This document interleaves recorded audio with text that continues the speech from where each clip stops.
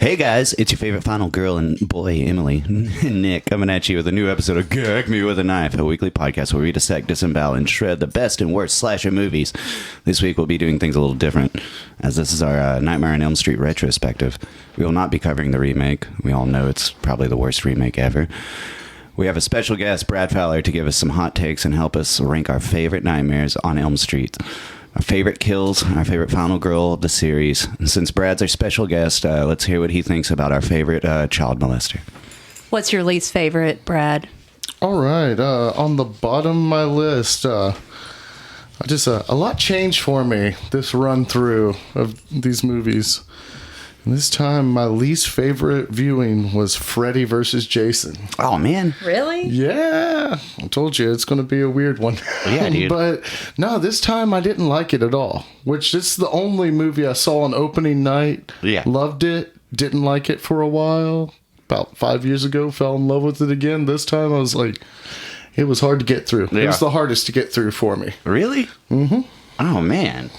No, it's a weird one, but I just didn't enjoy it this time. Nick, what's your least favorite? Dream Child, number 5. Yeah. That's I think it's the week. Some of the special effects are really cool, and I do like the fleshing out of, the bastard son of 100 maniacs or whatever. Like, right. It's got some ridiculous stuff in it, but it's basically a movie about motherhood. Yeah, I agree. Part 5 is definitely my least favorite. I do like Baby Freddy. Is he though, really? Mm-hmm. I mean, kind of. It's Dan and Alice's baby. Yeah, but Freddy's the one that's getting in there. That's true.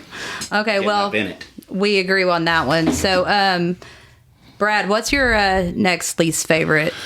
My next least favorite was Dream Child. But let me tell you, I actually enjoyed it a lot this time. I think it's going to start climbing up on the list. I think the deaths in it are super cool. The eating death, I like that one. I like it. That's the one. No, is that the one with the motorcycle death? Yeah. I like that one a lot. Motorcycle That's how death. Dan dies at the beginning, yeah. Yeah, the motorcycle death, and I like the comic book death, the way they shot it and made everything black and white. When he cuts him as a comic book, he drains all the color instead of blood or whatever, all the ink. Yeah, I don't know. That's not the comic book one. Yeah, it is. Yeah. Yeah, it's in 5. You're right. And it doesn't 5 also have Super Freddy, Yeah. the superhero? Yeah, that's what I'm sorry, you're right. Because he gets shredded in the cartoon, yeah. I'm so used to seeing it get shat on, and it's definitely the one I've seen the least. And this time I was like, I don't have a problem with it like I used to. I was like, I think after watching these, if I'm going to go, the next one I'll go back and watch is probably going to be 5. I think I would watch it again just to see, but I don't know. Yeah. So, what's your next to least? So if we're going from 8 to 1, this will be number 7. It's Freddy versus Jason, but not because I don't like it. I honestly, what was the thing you didn't like the most about it, Brad? I just didn't like those damn kids anymore. I don't know. I agree with it's that. It's weird how it opens up with the Freddy narrative and stuff. Yeah. He's like catching you up. I don't know. I just didn't like it. It really makes Jason an anti-hero in that one, and the final girl is awful in that one. Well, it's also got that bully kid from A Christmas Story or whatever. He's in it briefly, so he's still getting some work. It has the Jason Mewes character. Where it's you're the stoner kid. Yeah, but it's so based off that it's weird. And Also, I understand that it's necessary for like both Jason and Freddy to have their kills. But there are so many damn kids and cast members in that one to where like most of these movies have like 4 to 6 teenagers. There's like 10. Oh yeah. In that, so it's like Well, then there's a whole party death too. Yeah. The fire. Yeah. It's just hard to kind of feel for a character or give a shit when there's like a dozen of them. Well, did you notice? I like this just because in an antagonistic point of view. The kid in it that's supposed to be like the nerdy kid, that's supposed to, he's like, you feel for him. He's being bullied on and he's got a crush on the main girl or whatever. And most movies would be like, well, at the end, she's going to see that he's good. No, he dies and the hunky idiot gets her anyway. So it's like, no, nerds, there's no hope. Oh, yeah. Was he in love with her? I thought he was in love with Kelly Rowland. Is that the Destiny's Child chick? Yeah. Well, I think he was trying to get both of them, but he doesn't get either. He was just casting out a bunch of lines. I think he was just kind of pissing in the wind with that one. Like... my next least favorite is New Nightmare. What? Oh, come on. Sorry. I don't like the meta-ness of it. At that point, I was like, okay. It's not canon. I mean, I just didn't. Whatever. Fuck it. I don't care. Like, I didn't give a fuck about it. Like, I don't. There's really not. Directed right at Wes Craven. Sorry, Wes. I mean, you're dead. So, I mean, I don't think you'd care for me to say this. So, whatever. It's better than Swamp Thing.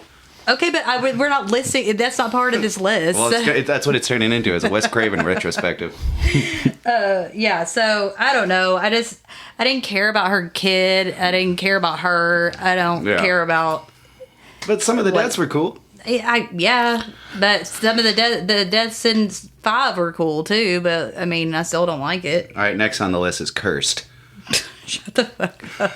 Okay, Brad, next. All right, this used to be my favorite installment, but number 6, I've got Freddy's Revenge. Just because I feel like it's been talked about so much the past years. Past few years, I'm kind of on burnout on it. But I do enjoy it a lot. And one thing I really enjoy about it is like the opening scenes, the first time that like we're going to Freddy Land, kind of. Yeah. To where, like, the entire first movie, he's kind of messing with the environment that would already be around. Like a house, an alleyway, take you to a boiler room. But with, like, the school bus doing, like, some Wile E. Coyote type, like, changing the entire set. And it's like, you go from a neighborhood to like this canyon, like immediately. Then later he's like blowing up birds and shit. It's fucking awesome. Yeah, that's I would say even though they all feature a boiler room, that is the sweatiest of the series. So 6 is your next one down. Yeah. Okay, what's yours? For number 6, it'll be Freddy's Dead, and I'm not talking shit about that one either. And everybody will. Well, that's the same one. No, it's not. Freddy's Revenge is number 2. Yeah, Freddy's Dead is number 5 or number 6. Oh, I thought you said Freddy. I'm sorry. I thought you were talking about Freddy's Dead. No. Freddy's Dead is number 6. I thought that was going to be your number 1, honestly. So. No, I love Freddy's Dead. It's more of a comedy and a spoof of its own source material, which, I mean, it's Robert Englund and everything. But Yaphet Kotto's in there from Alien lore and all that stuff. It's really good. Everybody shits on it. I love it. I've loved it since I was a kid. I remember going to Blockbuster when I was a kid and seeing that poster and just being like, man, I bet that movie's the shit. And I still love it. It's goofy as fuck and it needs to be there. It is also... And the deaths are cool. That's also my next one down is Freddy's Dead. I do like the stupid video game. I love it. Shit. Yeah, I love it. And I do like Roseanne being in it. Sorry if that's offensive. She is in that, yeah. And with Tom, I think she was with Tom Arnold. Yeah. It's the when they were still Tom and Roseanne Arnold. Yeah. The Roseanne Barr Arnold era. Yeah. And I, sorry about her life or whatever if y'all fucking care. So. Hey, she had her time. Yeah. But no, I like that part a lot too as well. Tom Arnold's still cool. No, he's not. He was never cool. Well, he's always cool. Dude, I love Tom Arnold. Yeah. True Lies? Come on, man. Coked up dickweed. Oh, God. That's how we like them. Yeah. They still have that, like, abandoned house they started building in Iowa or whatever. Tom Arnold has an abandoned house in Iowa? He and Roseanne. Is that like It's a still there. roadside attraction now or something? No, I don't think where you're allowed love to go died. near it. Yeah. Yeah, the greatest love of all. The day the laughter died. Yeah.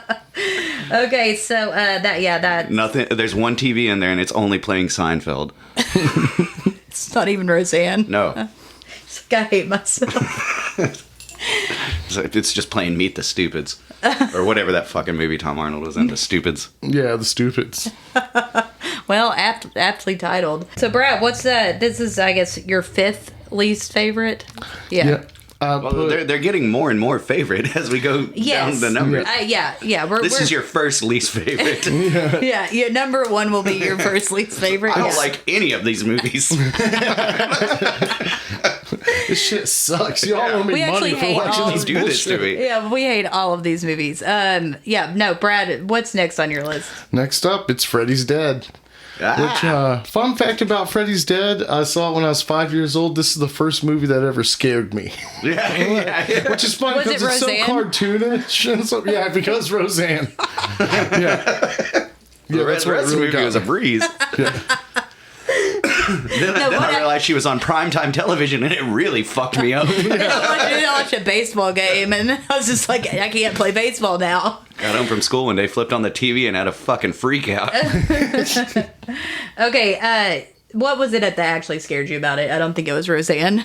No, it was one of the first horror movies I'd ever seen, and, that's a lot. Yeah, when yeah. you're 5 Yeah, I years think old. it came out in 91, and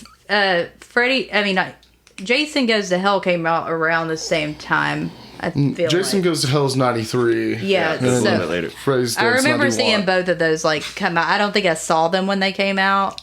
Because the Another. first one I saw was 4. What is it? Jason Goes to Hell is like everybody Well, the hates first that one, one, and actually, I but- like it, even though I understand why everybody hates that movie. Yeah, it's my least favorite. I like it. Well, I'll say it again. Fallen did it better. I know how the mind worm works. Yeah, I actually saw the first one first when I was like 2, but I had barely remember. But the one I remember picking out to see first was the 4th one. So. Yeah. But I agree with Brad. Whenever we were about 5 years old, I remember, Freddy's Dead being the poster on the movie theater or the Blockbuster and everything. That was the one I gravitated towards first. And at that point, he was totally big time pop culture Had icon. been, yeah. Oh, yeah. For a long time. Yeah, had the show and everything. So, it was. And I think number 5 was one of the last slashers to come out of the 80s, because that was 89, and then 6, is the beginning of the 90s. So, kind of saw the downfall of horror. The first clip I ever saw of one, and it did scare me, was from The Dream Child, and it was a clip on Arsenio Hall when he had Robert Englund on. And, and it did scare me back Did he then. have him out as Freddy Krueger? Because No, he did that no, with no. he did that with Jason Voorhees. Yeah, I remember that. But no, he just had him on as Robert Englund. What was your next one? Number 5 of my least favorites. I can't believe this. I'm very pissed at what I'm looking Dream at. Warriors, but I'm not saying it's a bad movie. It's one of the better ones. It's just not my favorite. I like it a lot, and I think some of the kills are amazing. And I think it has the best kills. and old Heather Langenkamp, Nancy comes back for this one. John Saxon dies in it, and I'll get Zaddy Saxon.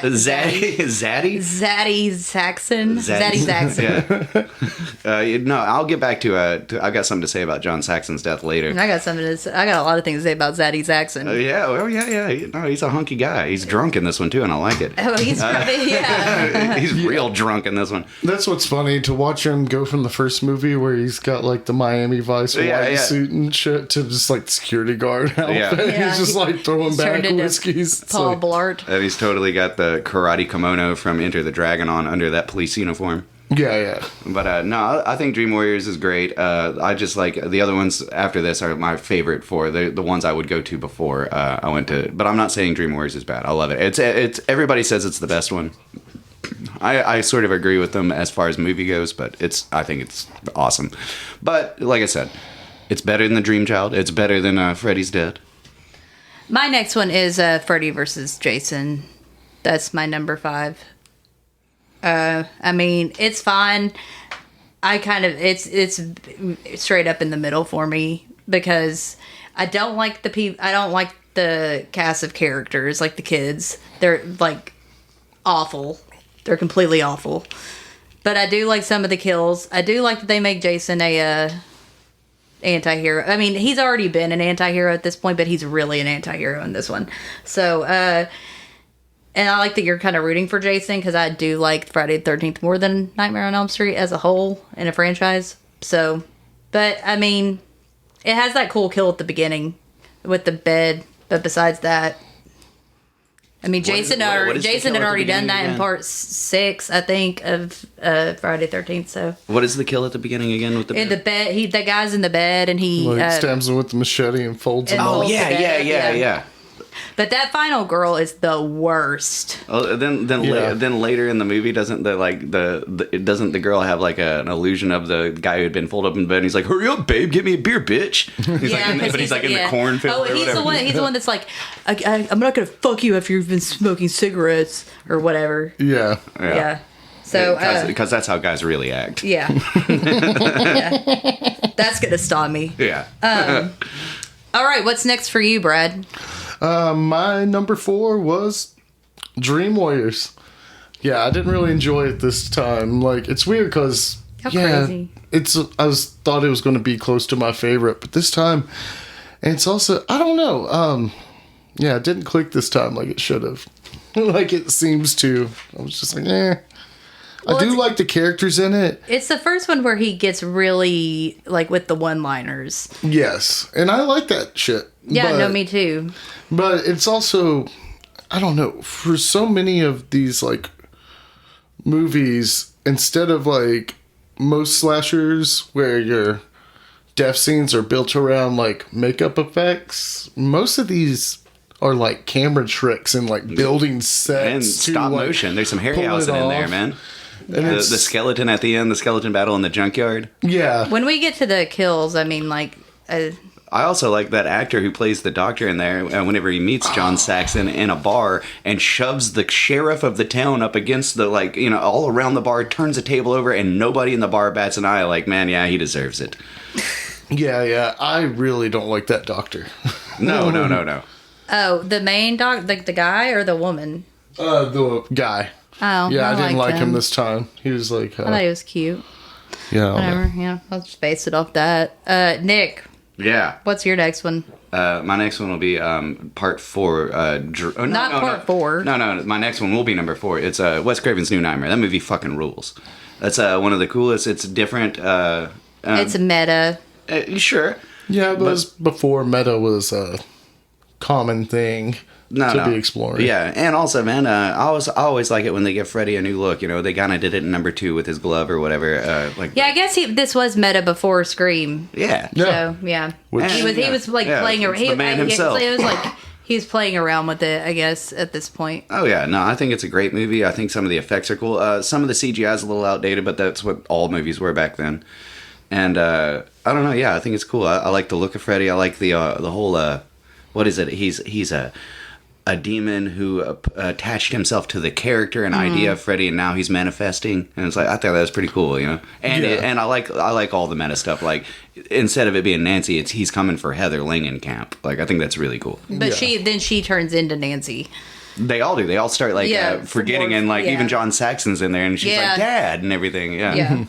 No, I think it's really cool. And especially that scene with Wes Craven. He was like, I wrote the script. I unleashed him. And it's like, God damn it, Wes. Like, what the fuck, man? Like, why are you doing this? Yeah, she goes and sees him, and he's like, basically, it's all my fault. And she's like, fuck you, man. Like, yeah. Okay. Well, that's, much lower on my list. But what's your next one? Your 4th. Did you do your 4th? Oh, yeah. Oh, sorry. Yeah, I should do mine. Mine's number 2, Freddy's Revenge. And it's not because I don't like it, although my top 3 are very close, and this one is much further down. Like, there's a big gap between my top 3 and this one. Oh, you made that really clear when we met the star of the movie, Mark Patton. You go, it's not my favorite, it's his, but I like it. Like, whoa, holy shit. Well, I wasn't going to lie to him.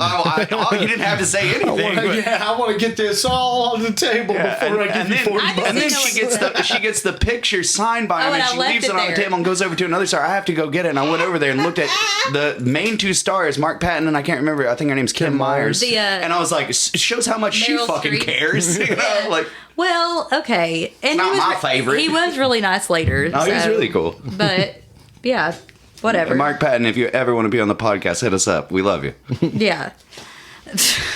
I do. I liked him in real life. Sure. But I also maybe he could come on here and you can clear this up with him. Brian Brimmer I also really loved though too. So anyway, but what's your number 4, Brad? No, we're in the top three now. We're in the top 3 now. Yeah. Top 3. My number 3 was the original Nightmare on Elm Street.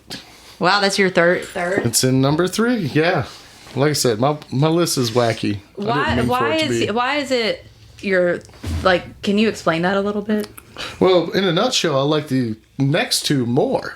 Well, thank you for that. That really the function explained- of my list dictates. Okay. So what I noticed when I was like rewatching it was I really do enjoy how it doesn't look like an American horror movie. You guys pick up on that vibe? That looks more like an Italian movie, the way it's lit up and like it's shot and stuff. It's very and then there's these blue. like moments where it is very American, like when I think it's the Rod character. Yeah. He's Tina's boyfriend. He's Yeah. on the run from the law. That looks really American. Like, Well, but a lot of it because it's a weird thing where The 5th like- one has that kind of dark blue tint to it as well, but yeah. Well, it's like almost like some of the shots were only like they were like looked non-American shots, like when Tina's getting killed, they kind of have to shoot it from behind Rob's shoulder because he's like strapped in to that rotating room Yeah. or whatever. Yeah. So maybe it's by proxy of like special effect. well, also, I mean, But I know what you mean though. They did a lot with the amount of money they had, which was nothing when you compare it to like I guess like William Friedkin with the. What are you talking about? Exorcist or Wes Craven something. got tons of money off Last House on the Left. Yeah. Yeah, The Hills Have Eyes is a real cash cow. Small yeah. Thing was an overnight success. Top 5 in the box office. yeah. What's your number 3? My Nick? number 3 will be Nightmare on Elm Street Part 4, The Dream Master. That movie fucking rules. The special effects are so wacky. This is the first one. So Dream Warriors, yeah, he's getting a little goofy in one-liner. He's full Full-blown. Freddy by this. He's full blown, yes. But no, I think it's great, and I'll get back to it. But that cockroach transformation Yeah. is fucking amazing. Yeah. That's also my 3rd favorite, I guess. Yeah. Dream Master. It's the first one I ever saw. I don't know why I picked that one up and not the first one, but I was like, I want to watch this one. No, but I mean, multiple people try to kick Freddy's ass with kung fu in that. No, and it's just karate. one guy. It's just that one guy. No, because then No. she gets all of their powers. Yeah. Oh, right. Yeah. She starts Yeah. like kickboxing his ass, and it's awesome. Well, it's Well- also, I think, with like the renting movies back in the day, it's like you would end up with like 4 or 5 because like The cover. people had stolen the copy of Dream Warriors and the original one, so you would end up like, do you remember that like movies that would be perpetually rented out? Oh, It's yeah. like, Yeah. I know this fucking like 20-year-old movie or 15-year-old movie isn't like constantly being checked out. Yeah. I think that's kind of it's like, Well, our I picks want were The a Freddy Exorcist movie. and Dream Warrior, Well, Dream Master. I also like in Dream Master that they're the only kids thus far in the series that can figure out for the most part that they're dreaming in the dream because Freddy like sticks them in a time loop, and then after like the 3rd time they're like, God damn it, man! And like, what- all right, like I thought that was pretty good. They haven't said this yet. Actually finished the first part of the Stranger Things season 4. Okay. And it steals basically, I mean, there's so much of the Dream Master in Stranger Things season 4. Does she It's show up? all over the place now. But Robert Englund's in it. Oh yeah. Yeah. Is he Freddy? No. Then I'm not watching. But no. Give a But fuck about there's Stranger so Things. much shit in there that's like the time loop stuff and like just cool things that happen in there. And you know the cockroach death is not on my list, but I'm just gonna go ahead and say it's my honorable mention It's of my fucking favorite deaths. awesome. Yeah. I mean all the gore in that movie is really good. So Oh yeah. yeah, Brad, what's your number 2? My number 2 is Dream Master. Hell yeah. It was almost number 1. That was going through these or watching through these this time. I was really surprised at how much I love Dream Master and Dream Child. But Dream Master, and I also think that Dream Master's a better movie than Dream Warriors now, which was not an opinion I had before this run through. I think it's cool that Master and 5 go together. They're like companion pieces.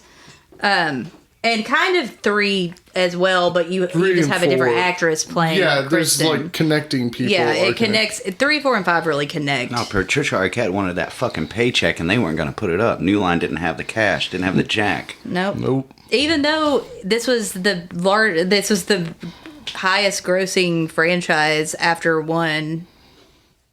Like it made the most money. I think it was higher grossing than the Friday the 13th movies. I could see that. So yeah, because it's more marketable, you know. Yeah. I mean, this dude used to sell soda pop and shit. Like, it was hard to do that with Jason Voorhees. Yeah, that's true. Although, because he didn't talk. Freddie talked, and then he became and they stopped telling the level of child fondling. Yeah, they didn't talk about the fact that he was a child molester. They just said he was a child killer. So I guess people were like cool with that or whatever. He killed him, but he never touched him. Yeah. So yeah, what's your number 2?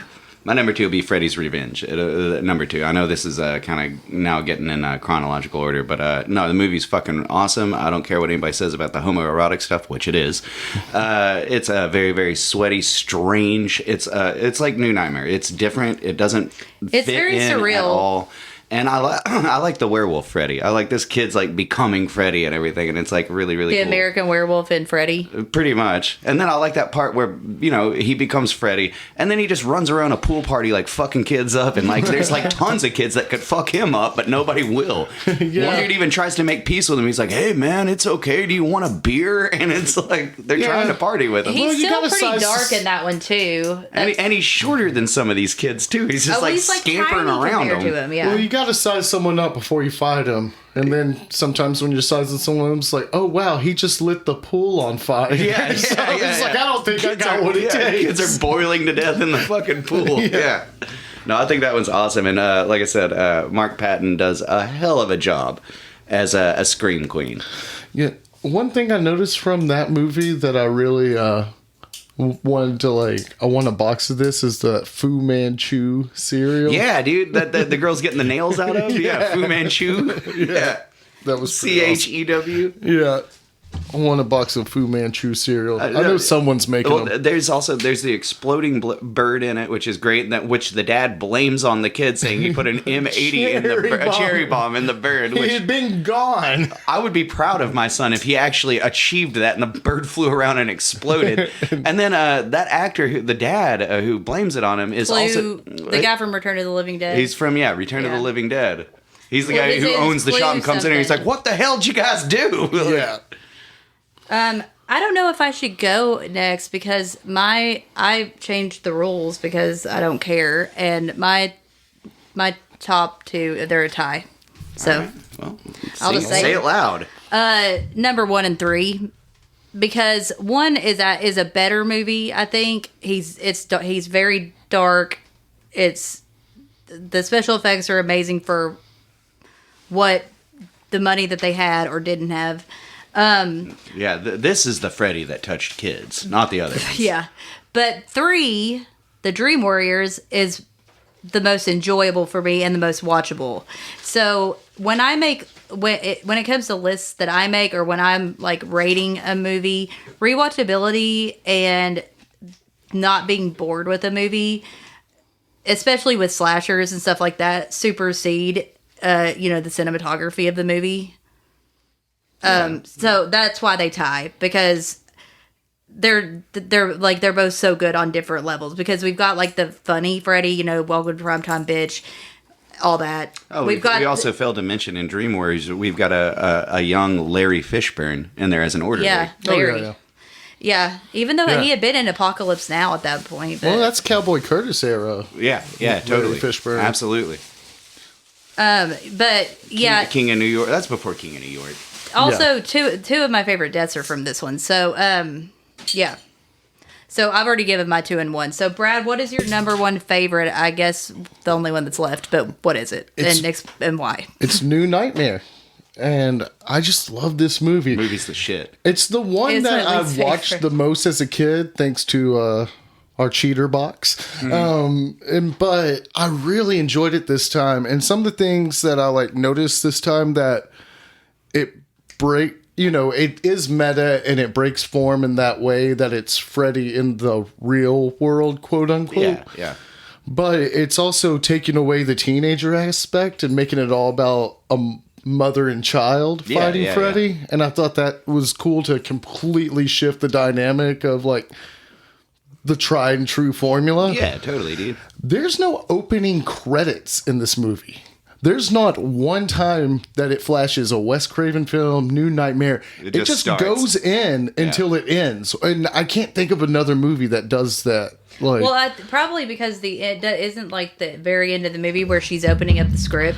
yeah, but that still like. I mean, no, I think that's a cool thing, but I think that's probably why they did that. yeah, well, it opens up, with the construction of the glove, and then it turns into a film set that turns into a dream. It's just like stuff. any video you watch on Pornhub. Yeah. And also I really like bought the ending hook, line, and sinker this time. I was like, wait, is this all a movie that we're watching? Because at the end, like, Yeah. she like, okay, so the only way that script could have gotten like in the bed after the like after they defeat Freddy would be this is all like Wes Craven's doing, and he's working through this like alternate dimension with Freddy. Or he stopped by the house to give her the script and was like, hello, oh, the front door's open. I'll just allow myself in. Yeah. And then sees like a mother and child thrashing on the bed. And it's like, I'm just going to leave this here. Bye, y'all. Yeah. Like, It's like that part I was talking about earlier when she's talking and he's like, I just started writing a script, and then I think she leaves in it, and he like looks over to another corner and he's been like painting Freddy, so it's like, you did this, man. no, yeah, that's Robert Englund. Oh, That's okay. painting So him. Robert He's like, I've been Englund's sitting working around on painting some pictures of new himself. stuff. Yeah. But I will say this, the only thing that stops it from being like one of the best horror movies is it has some of the worst end credits music ever. Yeah. Like after all that like shit I was talking about, like it's so cool, it immediately goes to this like post PM Dawn R&B shit that is PM weird. Dawn's It's good music. It's just the weirdest tone like- for this it's like the serious movie that I you need to watched. read The Revisit opposite of that. Prince doing Batman or whatever. It's like, Freddy, man, Well, it's like he's the in your Fat dreams. Boys at the end of 4 makes sense because Yeah. it's a more playful Freddy. This is like super serious. Yeah, and it's no Dawkins Yeah. from part 3. Yeah. Yeah. And it's no Freddy from part 5. Freddy Oh, just yeah. takes over the rap and Yeah, stuff. yeah, yeah. Did he do the boiler room? Oh no, That's from the TV that's his show? own record. Freddie has a record, and he's got a song called "Down in the Boiler Room." If you want to get down with some, I like, think we might end the show with that. if you want to get down with some chomo hop or whatever the fuck that is, yeah, he's got do the Freddie and "Down in the Boiler Room." So I'm not. I don't. Clearly, I gave the top 2. But Nick, what's your number 1? It's the first one, and it's not because of anything special. I have really nothing much to say about it. It's just it is what it is. It's a really cool movie. That scene where Tina's being scraped across the ceiling, Yeah. right? I love the effect that they did. I guess it's got to be some kind of like weird. I don't know how they exactly did it, but whenever it's just a shot of her stomach or like little nightgown rips out, and then and four slices four happen. slices. Okay, before we get into our favorite kills and our favorite final girls, we are lucky enough to have interviews with the production designer Mick Strawn and special effects artist and technician Puppeteer Nick Benson from Nightmare on Elm Street Part 4, The Dream Master. Yes. And Mick Strawn also worked on Part 3, The Dream Warriors, correct? Yes. Yeah, that's All right. right. That's He's right. the king of the rock and roll nightmares. The king of my, I ranked 1 and 3 as my favorites. I bent the rules a little bit. So. 2 through 4 over here, man. Yeah. So, whatever. So, Don't like number 2, huh? well, I think that I made that kind of clear at that convention. Yeah, you made it clear to Patton. Well, I made it clear to a lot of people at that. I made a lot of things clear at that convention that I shouldn't have. So, oops, they had alcohol. So, Well, yeah. I'll but- go with you. to start with, can y'all just give an explanation of what you do? Explain yourself. Because a lot of people like to act like in these interviews, oh, well, of course we're interviewing this person and this is what he does, but the lay people such as ourselves, There's probably a lot more to it. there's more to production there's not. designer and Yeah, slash there's- asshole extraordinaire. There is a lot to a production designer, so I'll let Mick run with that one because it's a big job. It's production design. You know what? Let's just go for the basic description of a production design of an art director and then a production designer. An art director is directly dealing with the production designer's view, or he is the production designer, and your purview is everything except for the actors. And the action is directed by as related to the director, and even those are suspect. What my job is to make something look the way that we've agreed upon to look, and that includes sets, props, wardrobe. It includes the overall view of the lighting. In my case, and a lot of times it has to do more with where your talents lie. You know, my talents are, I know how things should, I know a lot about blocking. I know a lot about where I want, how big I want things to look overall, or how small, or if I want The it dark. junkyard. The junkyard is a perfect example. Yeah. It was like, I want this world. I want this world. This is not the world I wanted. Do it again. Do it again. Yeah. And Quoting- weren't you on top of another old landfill or something like that you didn't know about? We were on a landfill that literally crushed Into a landfill. It literally, we had to start all the way from digging a hole and putting the crack in the earth in it, and then building that entire very specific. As you read the book, so you understand how specific it had to be, because it had to be directly related to the model that you had made built with the by matchboxes. Yeah. Yes, yeah, and that model was then a point of reference for the egotistical motherfuckers that were known as optical effects people. Right. By the way, really how many times have I said this? I've on. said, here's the problem. Here's the problem with optical effects people is they have opinions, and That's it. They have opinions. and all other people. Well- because naturally, it's true, right? We Yeah. did have to work with the guys at Dream Quest, so yeah. And the guys at I'll back that up. Dream Quest, and you know that as well as I do, that the guys at Dream Quest were the fucking worst, man. I got that impression from the book. Yeah. Well, yeah, I mean, for the longest time, I'm sure that he had all the circles that I drew in his office when I said the fucking world, right? Yeah. No, I saw it. You said, no, this is not the world. I need more of this is not the world. And you circled, you were like, and I just wrote all over the shit. See, and you have to understand that there is so much stuff going on for the production designer. There is and it's not limited to any one thing. So I mean, to in almost every show I did, if you were in my office, there was just a steady stream of people coming through and asking questions.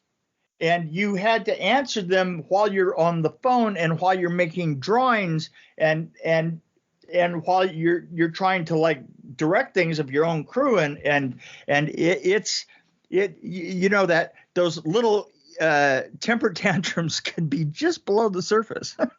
Well, it sounds like Bob, is his name Bob? That they let he was the head of some crew. Bob and SFC. that it? I don't know who you're referring to. Yeah, I wrote everybody else down I except for forget that guy. Well, let's just talk shit Yeah, about a guy named separate. Bob. Let's just talk shit about a guy named We'll Bob. call Dream Quest No, Bob. not Dream Quest Bobby. No, The thing but about it sounds Bob- like you're kind of the boss of the boss over the special effects almost. Is Yeah, that- pretty much. Okay. It is, and it isn't so much. Boy, to say boss is wrong, because what you are is the touchstone. You're the one. Yeah. You're the one that's guiding all that stuff, and you can't say that you're the boss. It's more nuanced than that, because what it is, it's like having. It's like having coworkers but you have to step into that coworker position and then step into it with absolutely everybody, because you're like the as the production designer, you're the co-DP and you're the co-effects coordinator, you're the co-this and this. And I don't know how to, I mean, it's to say that I'm the boss is like saying that you know how to herd cats. Bob, it wasn't Bob, it was Steve Johnson. Yeah, he's really Johnson he's was really the name. like the point of reference, like for all the effects people, all the set That's guys, kind of all what- everybody building stuff, lighting stuff, making stuff happen. He's the guy that they have to go see to make sure that it all, goes the right way. Steve Right, Johnson is who I was thinking of. Yeah, Yeah. see, and he was People going to one him. he was one of a million people Right. that was Yeah. that was and especially the thing is the number of makeup effects people on Nightmare on Elm Street 3 were like multiple fleas on a small dog. They were everywhere. You really, they were, and the thing is you never got to see them all that much as a group, because they would come in as groups for like 3 or 4 days on something that they had been working on in a shop somewhere. For their specific scene or whatever. Right. For their That's specific scene. And the thing is you have to start on those scenes way before principal photography. So I mean, what was the truth behind this little thing that I heard, that there were certain stunts, or not stunts, I'm sorry, special effects that were being done 2 weeks before the movie was supposed to be finished? Because that's not the idea that I got from you, is that you were pretty, I mean, I know that you were working till the last moment, but absolutely. that made it sound like you didn't, I thought you had it a little more together. It sounded like. Oh, like together?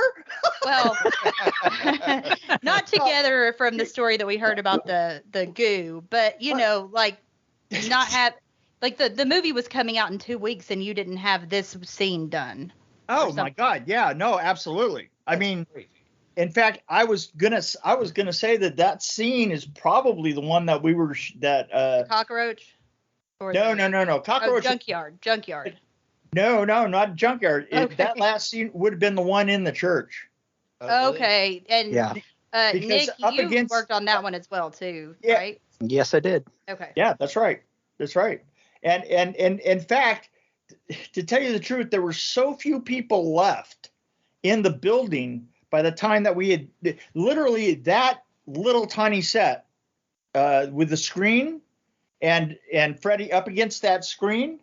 That was like on the second stage that we had rented, and that stage, the first one was cleared already, and that one was just down to clearing the last couple of pieces of scenery, and was like done with Jerry Olson as director, and literally people from the office had to come in and act as puppeteers.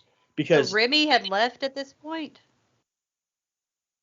I don't think that he had, but I don't know. No, I recall that we were shooting the waterbed stuff, the pizza stuff, in those stages we had like 4 or 5 different setups going on at a time. right. But that was the last one. The thing is I definitely remember the last set standing was like just the corner of that with all the people, and I'm saying specifically that it had all been third or fourth unit. So Rennie was probably already editing the rest of the film by the time we were doing that. I seriously doubt that he was up there at that point. Yeah. Okay, so well, I do want to get into the documentary a little bit, but in just a second. We do want to talk about more at length because this was one of my honorable mention favorite deaths, which you're going to find out in a minute in the interview. I mean, well, in the podcast. So I guess y'all are figuring this out already in this interview. But one of Nick's favorite, I think it is his favorite. The cockroach, the transformation. The cockroach scene is out of his the favorite. whole series. That has always been my favorite. I saw it when I was a kid. I grew up with these movies. I love them very much. Used to, rent them from the gas station down the street and everything. Picture show video. For me. And also, I've got some like basic questions for later, but I'm a big fan of like building and painting like old model kits, like all the old Aurora kits. Me and my dad, we used to do that whenever I was growing up, and so I've always loved models and all this stuff. And like I want to know anything you can tell me about the cockroach transformation and how it was done and everything like that, and the practical effect of it. Like I think it's one of the best like sci-fi effects I've ever seen. It's not even sci-fi; it's horror, but it's up there to me with like The Thing or whatever, like John Carpenter's. What I think the documentary gets wrong in this, and not trying to take away from this man, but is all of the. I have not seen this documentary. You've never watched Never Sleep Again? No. Okay. Well. Okay. Whatever. Okay. But these guys aren't in it, right? Well, no. Fuck But that they give pretty much all of the credit for this scene to Screaming Mad George. Okay.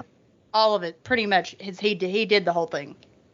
Yeah. And I'm sure he did a lot. Yeah, I mean he's but... like much like Stan Winston Studios and Steve Johnson's XFX. There's still large crews that work for those people, and that's how it was with George's shop. We got everything. George designed how he would want to do this effect and this transformation, and we'd have meetings about it at the shop, and we'd figure out exactly how things would go, and that's really where it all came from. Even Mick, I think, even came down to the shop a few times. I did. I was actually in one of those meetings, and I'll tell you the honest truth is we. I mean, I built the sets for it, but out of every effect on the film, and I was like kind of at the linchpin of all those effects. Screaming Mad George made me the most nervous. And not just me. I mean, he made everybody nervous. Let's put it this way. I mean, literally, I would every time I had to go down to the valley to to deal with him, it was like, fuck, man. I mean, on the way, I was like, what did I do wrong in life that I have to go deal with this nutball? And it was weird because he had a concept that was amazing, and his ability to share how that was going to work was really bad. Okay. Yeah, he's an eccentric artist. Like, Nick, were you part of his crew? So yes. How did this, from beginning to end of this whole cockroach?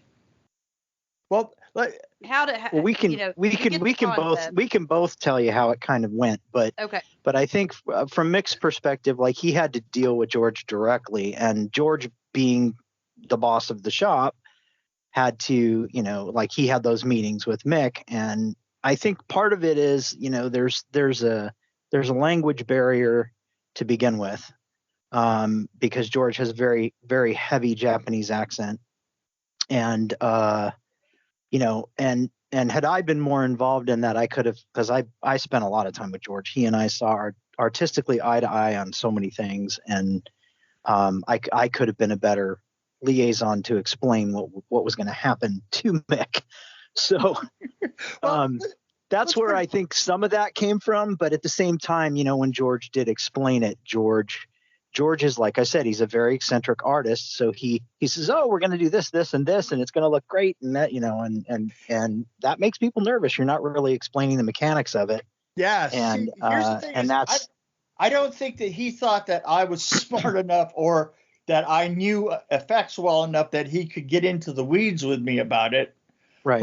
Which always made me super nervous because I understood how all this shit worked, right? Yeah. And literally when I got down, listen, the second time that I went down there, he literally just showed me a bucket of gelatin. I think there was gelatin arms, right? And he goes, we're going to use these. And I swear to God, I looked at him like, okay, Are these for the? you're going to have to you're going to have to go a lot further than that.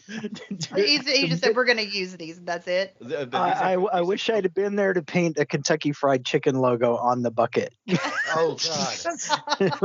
Yeah, and Kentucky Fried Arms. You guys are talking about the arms that rip off on the weight or whatever. Well, because that all the cockroach arms poke through. Yeah, So- yeah. Buckets So- of those. So he's showing me a bucket. He was showing me a bucket of arms, and then at the same time, and then I would look up, and he would like grab a couple of cockroach wings, and then look like he was flying around the room with the cockroach wings. None of this is making me feel better because I'm committing. I mean, well, let me give you an idea of my problems in this. Okay, I had to have a platform, and I had to make a box that looks exactly like the interior of a Roach Motel. I had a set that was 100 feet long that was supposed to give the illusion of the world getting bigger as the cockroach gets smaller. Of course, I was just shot terribly by Steve. He didn't quite understand it, and that was one of the problems. Is that there was so much writing on this, and there was an enormous communication gap. Yeah, I would think that running around with a fake, I don't know, wings on gives you not the right idea of what that scene's going to look like. Well, yeah. Like I was saying, like George is a freaking artistic genius. Like he's got it all figured out, but he can't verbalize it well. So what you're saying is whenever he's flapping these cockroach wings, he actually got a little bit off the ground. That's how much of a genius this guy is. You see, you have to understand is I hardly ever expected that I was going to get into like a game of charades with the fucking guy that was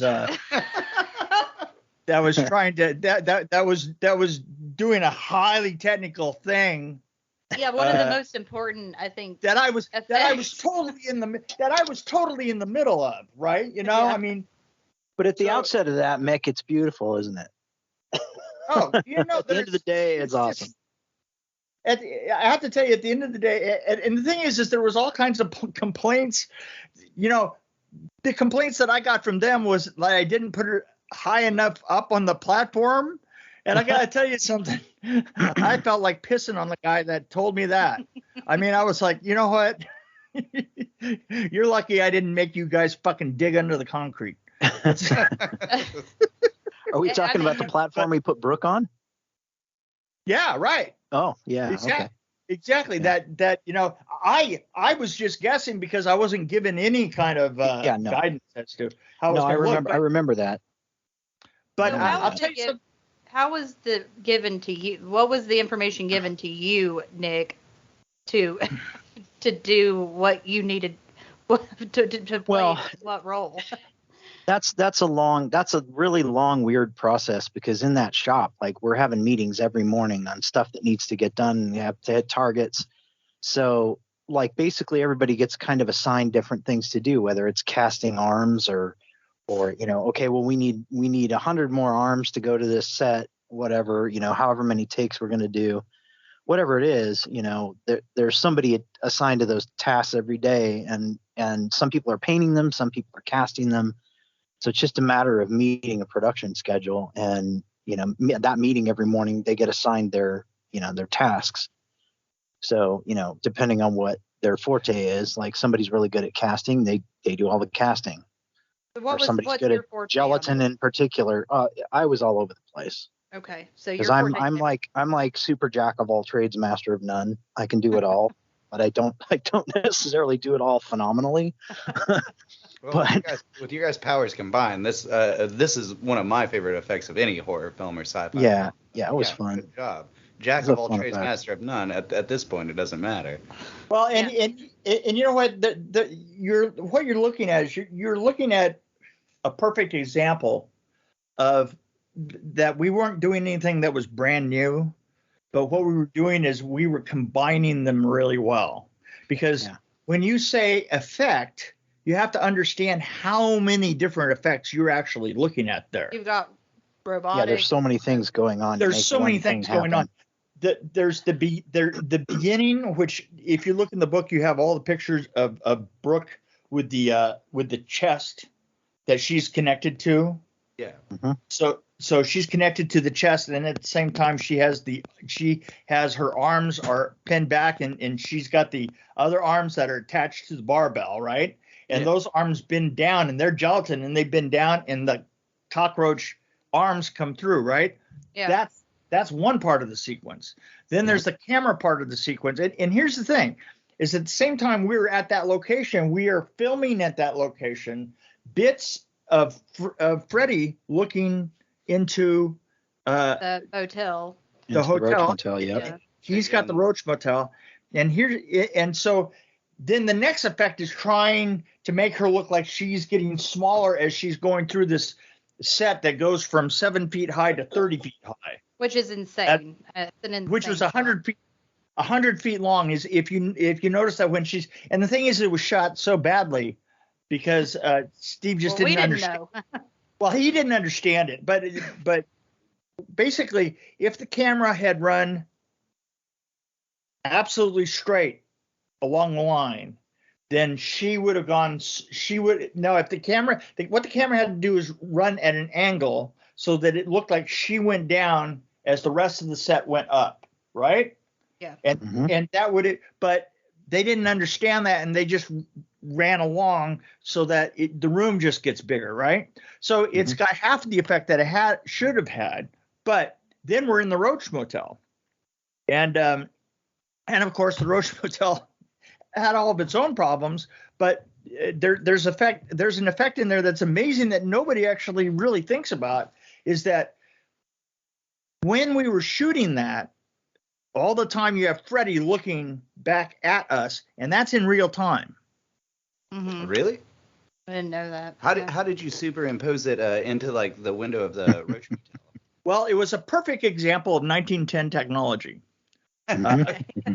What we did is we pulled a scrim over the mouth of the opening, and as they're puppeting the cockroach, and Brooke is going through the final and all those screen the things, the cockroach emerging and taking over her face and stuff. Yeah. Her face is actually printed and in some 3D on projected or something. No, on silk screens, and the silk screens are soaked with so much of the emulsion, the ultra slime and stuff that as they pull as he was pulling those screens off of the technicians, as they're pulling the screens off, it starts to reveal the insect. Okay. So that, and the thing is those screens are also pulling the insect into a very tightly wound bit that faces that matches her head size. But if you notice, when the cockroach's head comes out, it's actually bigger than her head. Yeah. And that's because it's all tightened in within those screens. Brilliant work. I mean, don't get me wrong. It was a brilliant piece of work by everybody involved. But at the same time, they're playing back Freddy looking at the mouth of the Roach Motel, right? Yeah. Which I got this amazing opportunity to adjust a couple of times to adjust the speed of the projector, which you would look through the 35 millimeter camera. You would look through it. You would start the shot, and then all you could see was a slot in the background, right? Yeah. And that was the projector projecting in, and you had to slow or speed the projector up until they matched each other to match the frame rates. That's where you used like the rear screen projector or whatever. Yep. Right. Yep. And so the thing is as the projection would come up to the right speed, as they started to match each other, the frame would get bigger and bigger and bigger in the background until it was the whole image. Yeah. Which was just damn cool, right? So it is kind of like an old Buster Keaton, like Keystone Cops kind of effect. Oh, I wasn't kidding when I said it was a little slice of 1910 technology, and the reason that we had to do it that way was we didn't have any time. Oh, we didn't have any time on the back end of it. It's because we were starting in February, and it was literally going into distribution in August. Yeah, it was a super tight schedule. Like, I mean, that and Friday the 13th. I mean, it was just like every year. Rapid fire. Yeah, I mean. Well, and because of that, that's part of the reason that you have so many different people working on the effects is being held together by me, right? Mm-hmm. It wasn't a case of where we had one makeup effects artist that was the coordinator of all of them. We didn't have time to do that, you know. So I went in and coordinated because I was. You're going to do this. You're going to have this scene. You're going to have this scene. I was working with Steve Johnson and Beekler and John Beekler and a million other people that I can't remember. The guys at K&B, the guys at XFX. K&B, FX, yes, John's. The list was. There was a lot of guys on that. On that shoot. I know that Christopher Biggs. Biggs. John Carl, and I can't say his. You just said Beekler. Bueller, Jim Doyle, Kevin Yeager, and Howard Berger. Those were the only ones that got onto the documentary. Mm-hmm. Yeah, which was bullshit. I agree. And I'll tell you why I didn't get on it is because my sister didn't. Your sister also worked on this movie she did. She was my co-production designer, but essentially she dealt with set dressing, which is, don't get me wrong, it's a big job. I mean, you know, the dressing that she did on the interior of the Crave Inn was amazing, right? Mm-hmm. But she was really good at that. She was really good at that, but at the same time, it was such a complicated show, and it was me that coordinated all that stuff. I mean, a lot of people don't know that the Elm Street house that's in number 4 was actually a facade. Oh yeah. Yeah. I didn't know that. Well, I mean, it had to be in part 3. It couldn't be in part 3, but. Yeah, it couldn't be. It wasn't in part 3, but it was in part 4. And part of it was directly related to a scene that we had to do, but it was also related to the lighting effects that we were using, because the lighting was, I mean, that type of lighting that has the beams of light coming through smoke, you know. Yeah. That's an easy thing to do these days because you have very narrow beam bulbs that can do that sort of thing. Well, Nick, you worked on uncredited, I think, but you did work on Night of the Demons, right? Yes, that was the first film I did. There's a lot of that in Night of the Demons. The flashes of light coming through the wall and stuff like that. Yeah. The way that you do that is you have distance.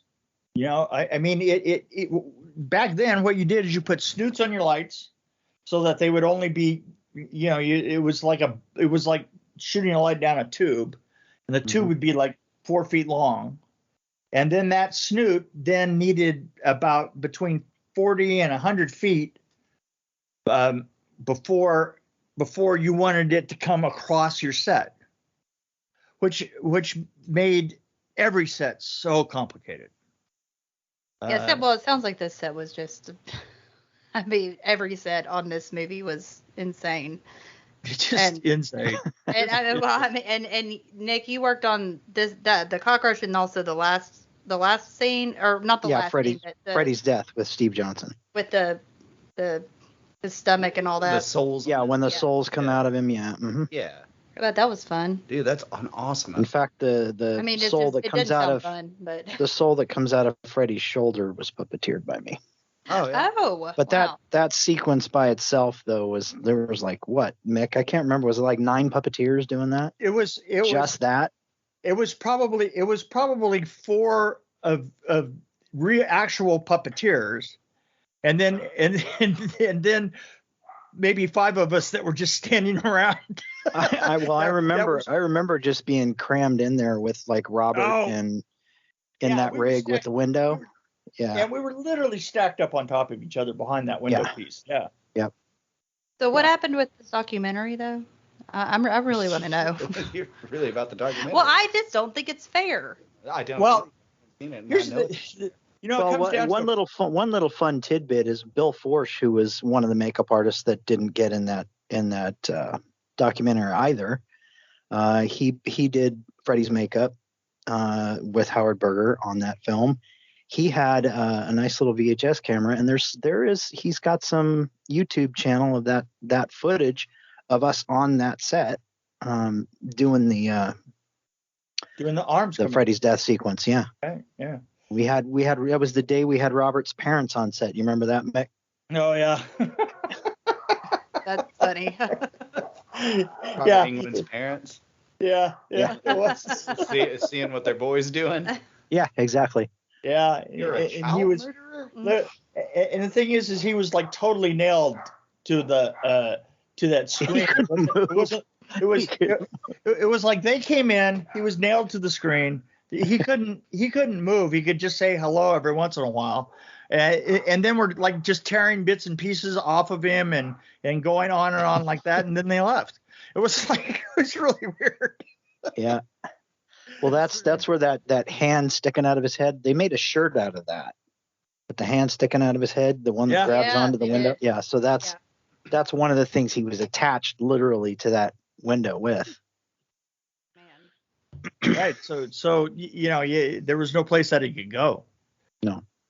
But no, he was kneeling in a rig. It wasn't even the front of his body was stuff that was dressed to him. With these fleshy puppetry that you were doing, and this is just a little sidebar. I don't want to get onto it too long, but Nick, you worked on Society. Yeah. Did this have anything to do with the shunting? World's biggest disgusting puppet show. Oh man, like that seems kind of right up the alley with like Freddy's chest. It seems like the whole shunting is kind of what's going on like in his armpit or something. Yeah. Did you work on the shunting at all? Yeah. Oh, that was a big part of Society with Screaming Mad George. I loved working with him. Dude, I love that film. That movie's crazy. Mick, when you compare the design and working on part 3 and part 4, which one do you like? Which one was more of a I'm gonna rip my hair out? Oh yeah, well. Or is it all like that? No, Nightmare 4 was. Nightmare 4 was a nightmare. Nightmare 4 was part 4 we were also dealing with a writer's strike. Remember that? Yeah. So I mean, that was a whole other ball that was thrown at everybody. It's like there were so many things that you just did because you had to. I give you a quick example. Is I was well, you if you've read the book, you know that I came up with the truck stopping in the middle, just not hitting anything, right? Right. Yeah. Very complicated setup. But I would probably never have come up with it except for I just wanted out of a meeting. So fucking bad, And it worked so good.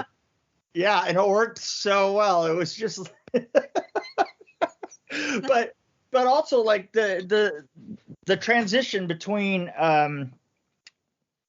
the transition when we go through the tunnel between Dan getting up in the hospital and going through the kaleidoscope tunnel, that was a dream of mine. I literally dreamed that that Freddy was looking at me through a kaleidoscope. You were having dreams about this? That tells you how fucked up his job was.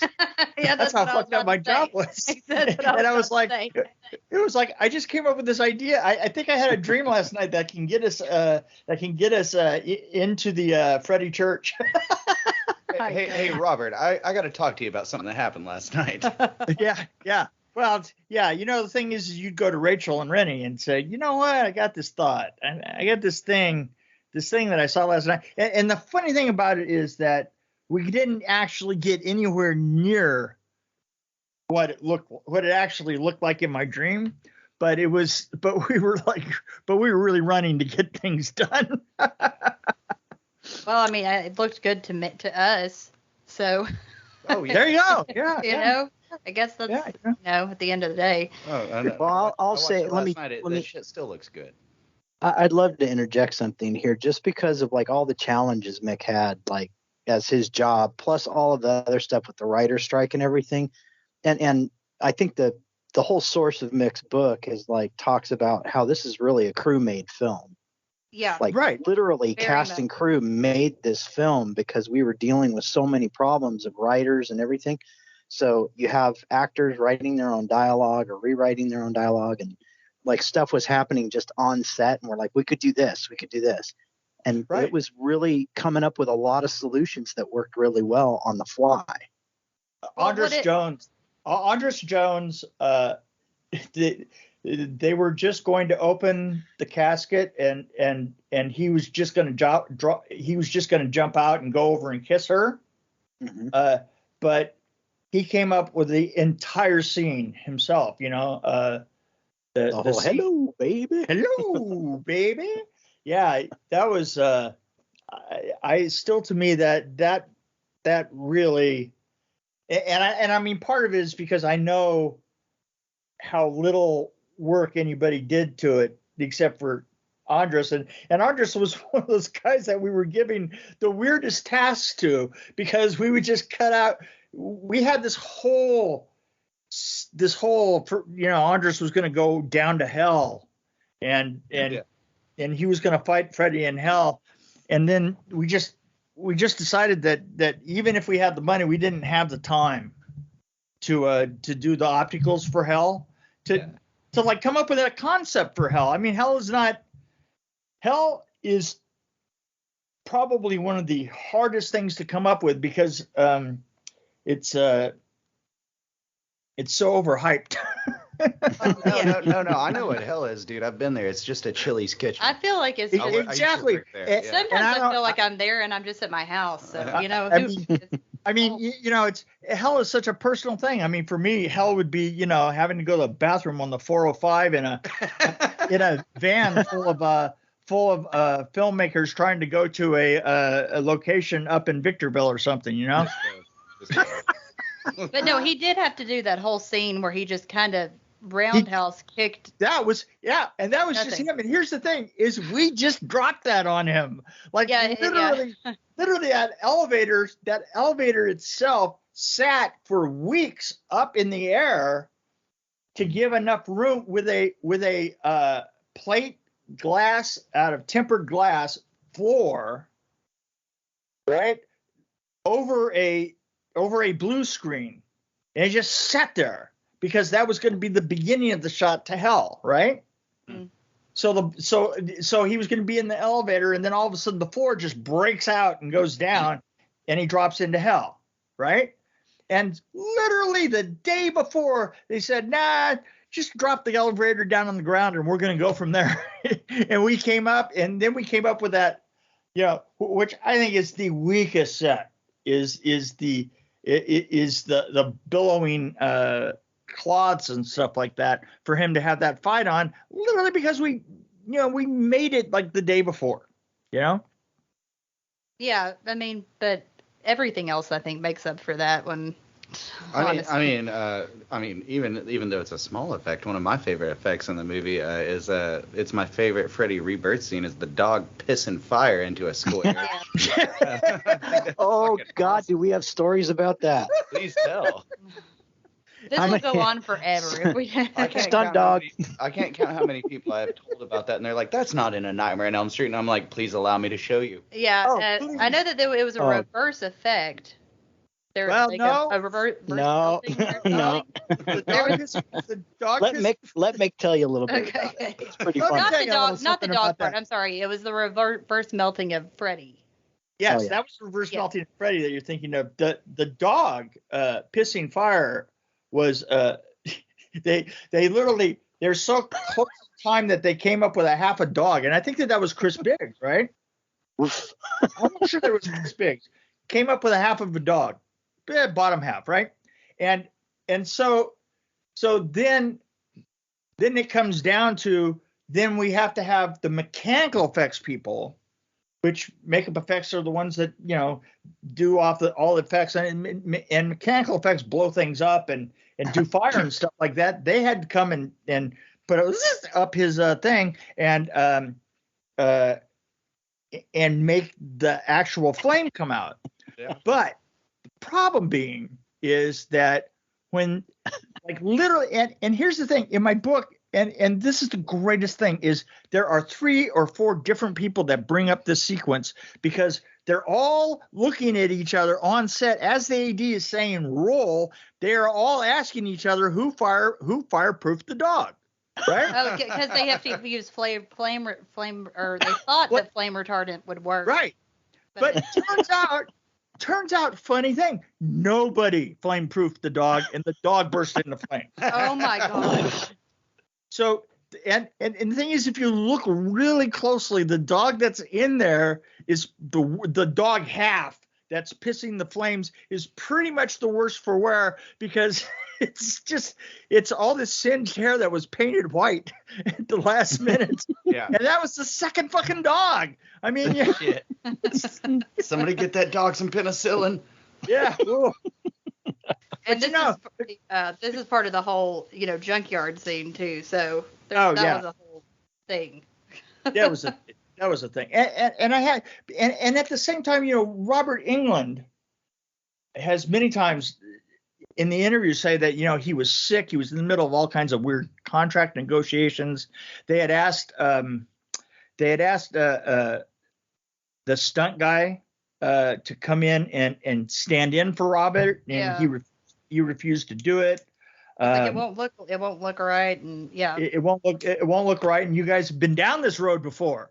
They did that with part 2, I believe. Part 2, right? Yeah. And so when Robert shows up, he showed up and he saw the set and he shut everybody down for a couple hours and he just walked around it. And I was talking to him when he was there, I was like, well, then we got this and this, and we're going to go from here. And I was explaining it to him and he goes, holy shit, this just absolutely, this is like a whole other world that you've got going here. And that junkyard then informed his Freddy. I think he said that he got a second wind. That's awesome. Yeah, you got to walking around that because he was like, I just wasn't in the mood. I wasn't wanting to do this movie. I'd been doing other stuff, and then I saw this, and it gave me a second wind to be ready to do Freddy again. Oh hell yeah! No, it's an awesome set. Yeah, and I love Kincaid. Yeah, Kincaid rules, man. And the thing is, there's not many Nightmare kids that make it through make it to 2 films. Yeah. There are so many people. There are so many people that think that was just a junkyard. Yeah. Which is astounding considering how much work it was. The thing is you want to start. I mean, you wanted it to say junkyard, right? You wanted it to say junkyard world, and it did. It just did it so well that you had no concept of how difficult it was to do that. Well, it was the junkyard from part 3 times a billion. Oh yeah, right. Yeah, it absolutely was, and I built the one on the 3rd, and on both of them, everybody said, no, we're just going to go and we're just going to shoot in the junkyard. And I'm like, no. That's not how this is going to work. They don't typically build them as labyrinthian as the one you did. Yeah, because no. And Daddy Zaxxon's not going to be on just any junkyard. So well, I'm just saying. The thing is both, it's like the Nightmare on Elm 3 one. You had to enter it in an arch. The area that they had buried the bones in. I said, well, there are rules that we have to follow here. We have to separate the junkyard from this part of the junkyard. So literally he does walk underneath another car as he comes in, right, on 3. And that then sets these specific cars that are then just stacked up high, just around it, that sets this as a magical place, which is the same actual thing that you kind of do with Kincaid coming into the other junkyard, because he comes out of the trunk of it and jumps down, right? Yeah. So everything about that shot, especially at the end too, when it cracks open and he's screaming and it's the swirling camera. I love that shot so much. Oh yeah, no, but all of this, just to go back to the production design thing, I had a concept in my head, and I'm not. I know that this is going to be a weird confession, but I had been doing horror films. I've been doing horror films, and I didn't see this as a horror film. It's funny, is in my head, I saw it as closer to being the Alibaba kind of stories. Yeah, I can see that. Yeah. See, it was a journey. See, and the thing is 3 was a journey through a carnival, maybe set up outside of a Kmart or something like that, right? Yeah. Whereas, and it worked. The concept that's how I saw it in my mind. So everything that I was trying to do to it was in regards to the journey being having to be more interesting than the place that you get to, right? And by the time we got to Nightmare on Elm Street 4, I said, well, we're not in a parking lot of Kmart anymore. We're that was a beer. I'm sorry. Sorry about that. We're going to Disneyland. That's what it felt like. Yeah. And so the two of them have kind of the same grounding concept to both of them. Is the journey has to be as interesting as the place that we're going to. Well, 3, 4, and 5, although 5 is very low on my list. Sorry if anyone loves it, but I didn't like it either, and I didn't even stick around till the rest of the film. I was just bored with it. Yeah, I found the same way. I don't care about his birth, but sorry, I guess because I'm not a mom, but you don't care about the birth of a bastard son of 100 maniacs? No, I'd gotten past it by then. But the 3, 4, and 5 are really, they just go together so well. It's right.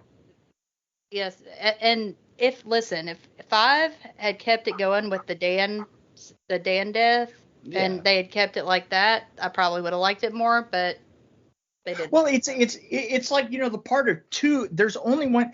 See, I saw 2. I saw 1 and 2 in a screening room. I didn't go to the theater to see either one of them. They showed them to me when I got the film, Nightmare on Elm Street 3. When I got the third one, they said, well, now we need to show you the first and the second one. Yeah, you might need to see them. And I thought 1 was a decent film. I thought it was a terrible ending. I didn't understand the ending to 1. I didn't know exactly what had happened, but I really liked the first 10 minutes of 2. Oh yeah. And then Tina's death is my favorite death. That's from part 1. Yeah. Then it went to hell, and it wasn't even interesting. But the first the first part or two kind of fit into how I saw doing 3 and 4. I see that. Are you talking about like Yeah. the bus The scene? bus. Yeah. Yeah, the bus scene. The bus The scene. bus scene looks like it looks like part 3 and 4. Yeah, it shares. It looks it really does. I mean, I thought well, you know, it's you know what they say is everything goes by example, right? You know, like your parents, right? If you want to be a successful human being, all you have to do is figure out whether your parents are going to be a good example or a bad example. So I took the good example of the first 10 minutes of Nightmare on Elm Street 2 and ran with it. And Nick just kind of had to listen to this crazy guy. That was I still listen to this crazy guy. And not this crazy guy, the other crazy guy. Oh, George. Oh, George. Well, he listens to he listens. George is guy too, brilliant. Right? Nick is listening to 2 crazy guys, I guess, all the time. Yeah. But George is brilliant. It's just you have to understand him, and not a lot of people do. I don't think you can be brilliant without being crazy. So he is absolutely genius. Yeah, he really is. And don't get me wrong, I really like George. My only problem was that dealing with George when you're running and you know your bicycle's on fire and you don't have time for the artistic expression. You need to know what's happening. That's right. You're just trying to dig for how high, how long, how high, how long, and how many arms. So what are you guys working on right now? If you can say. Are you allowed to say? Spill it, boys. I did a film. In Canada just recently called. That's a good question. Something about children. Okay. Well, that's weird. Children's games. The games children play. The games children play. Nick, at the same time, Nick and I are working together on something called Campfire. Mm-hmm. That sounds right. We are Campfire, which is an anthology. It's a horror anthology. That's what it's right up my alley. Yeah. Nick is producing. I'm going to be production designing. And there are lots of other things that there's a plethora. Mick is directing a film that I'll be doing effects on called House in the Pines. Showtown American Pictures just picked that up. I've heard of this. So that's another one we're working on together. And then I just had Mick read a script for a film that I'm going to be directing called Phobia that'll be with Lynn Lowry. Wow, that sounds awesome. That's really cool. Yeah. So Nick. Go ahead. Well, okay. Not to make this too long, but any more questions you have, but I did want to ask Nick if he had anything else he wanted to say about the cock, any of the cock. The cock. Yeah. The cockroach scene. I should have said the whole word. Or, the ending scene. And also ask Mick about one of my favorite deaths. My favorite death is Tina from part 1. Sure. But I also really love Philip from part 3. It's my personal favorite. It is outstanding. And so if it, anything. Is he the marionette? He's the one. Yeah, he's the one that's changed. He's the sleepwalker. Mm-hmm. Yeah. We kept having to build sets and take them over to. I can't think of Greg. I can't think of the name of the guy that was specifically doing the animation. But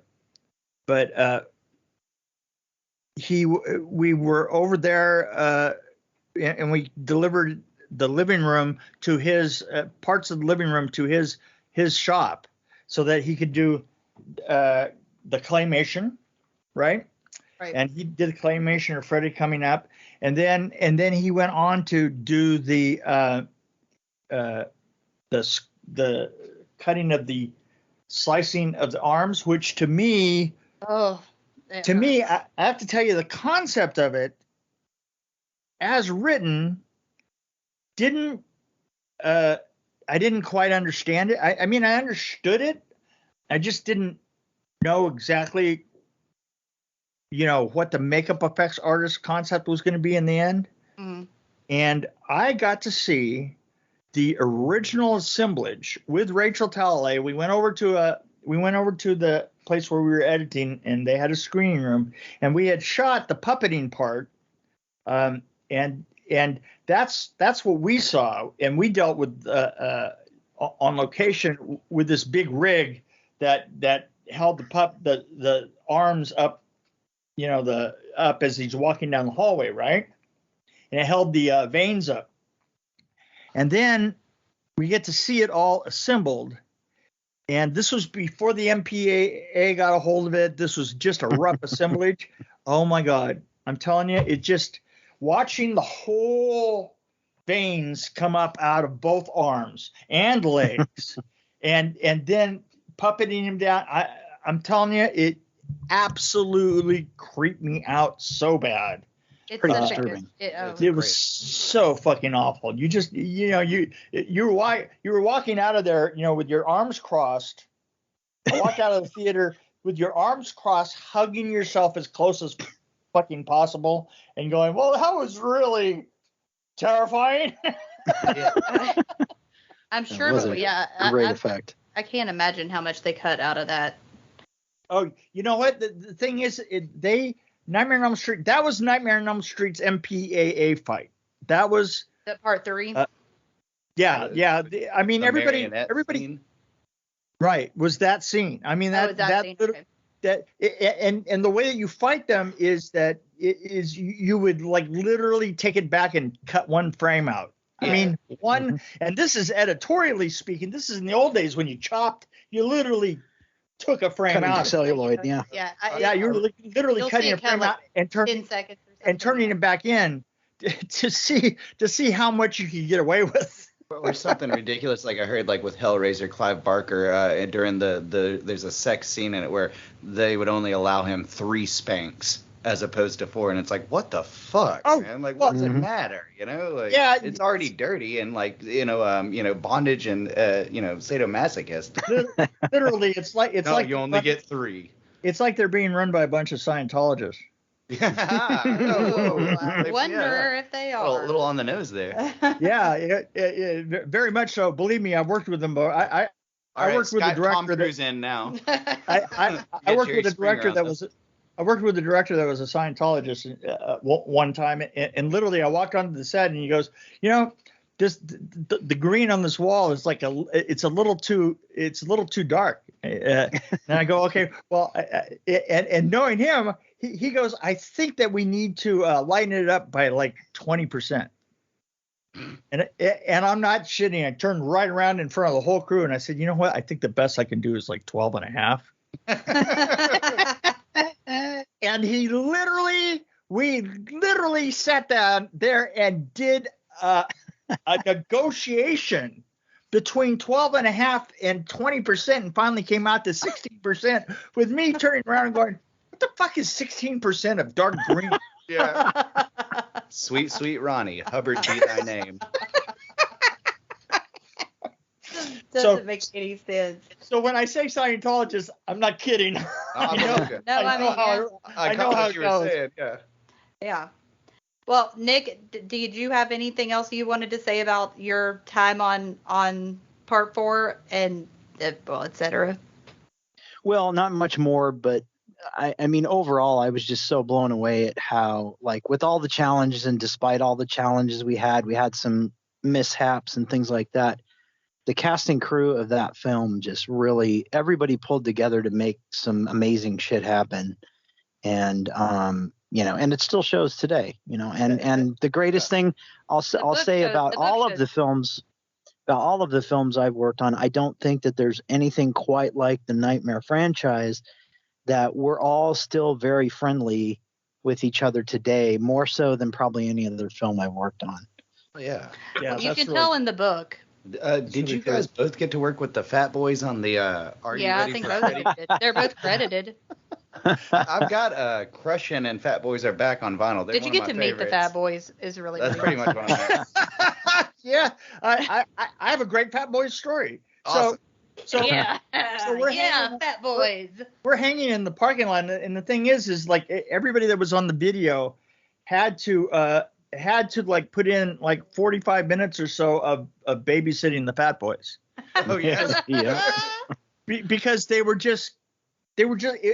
just like having a bunch of adult 3-year-olds around. A bunch of fat boys. I mean, absolutely. I mean, they would just wander in and they would accidentally take a camera apart, right? You know, and then sitting there, they would be sitting there with the lenses and the camera, the body, and everybody go, and everybody come in and completely freaking out, and they go, "Well, I don't know, it was shiny." That's awesome. Right? I mean, Shiny and it came apart. It was shiny, and actually that you could unscrew things, right?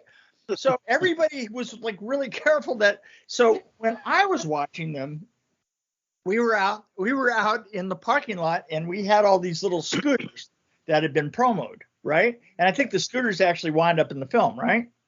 Yes, I remember those things. I mean, it's a main thing of it, right? And so all of us, so I'm out there with the 3 guys, and we would like, you know, zipping around the parking lot and then come up, and then we're just sitting there. We're just sitting on the scooters, all of us on a different scooter. And we were having a discussion about who was badder, right? Oh, no. So the discussion is going around. It's going, well, you know, the thing is Jason's a motherfucker, right? You know, and then but you know, the thing is Leatherface has got a fucking chainsaw. That chainsaw just come down and just rip you to pieces. and you worked on Leatherface. Right? I did. Okay, yeah. Not at this point. At this point, we were still talking. At this point, you hadn't, but this was, yeah. We were talking about the original one. Yeah.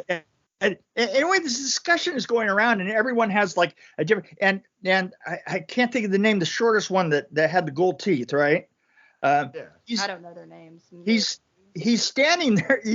He's standing. He's on his scooter, right? And he's like, and he gets quiet, and then he goes. All of a sudden, you hear him just pay. You go,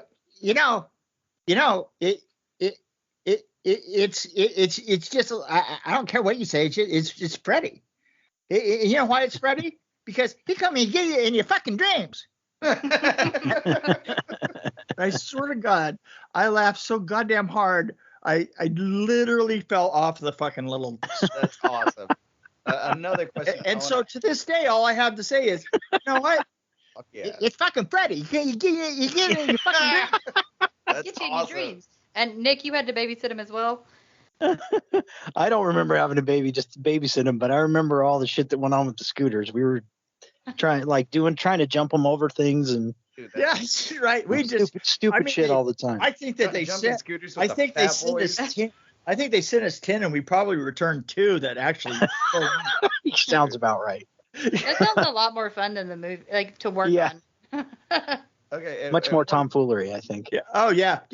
See, that wasn't serious to us. I mean, we were more used to like huge fucking problems, right? Yeah. You weren't worried about the guy taking my ability to spend a half an hour just sitting on a scooter or talking about who's the baddest, right?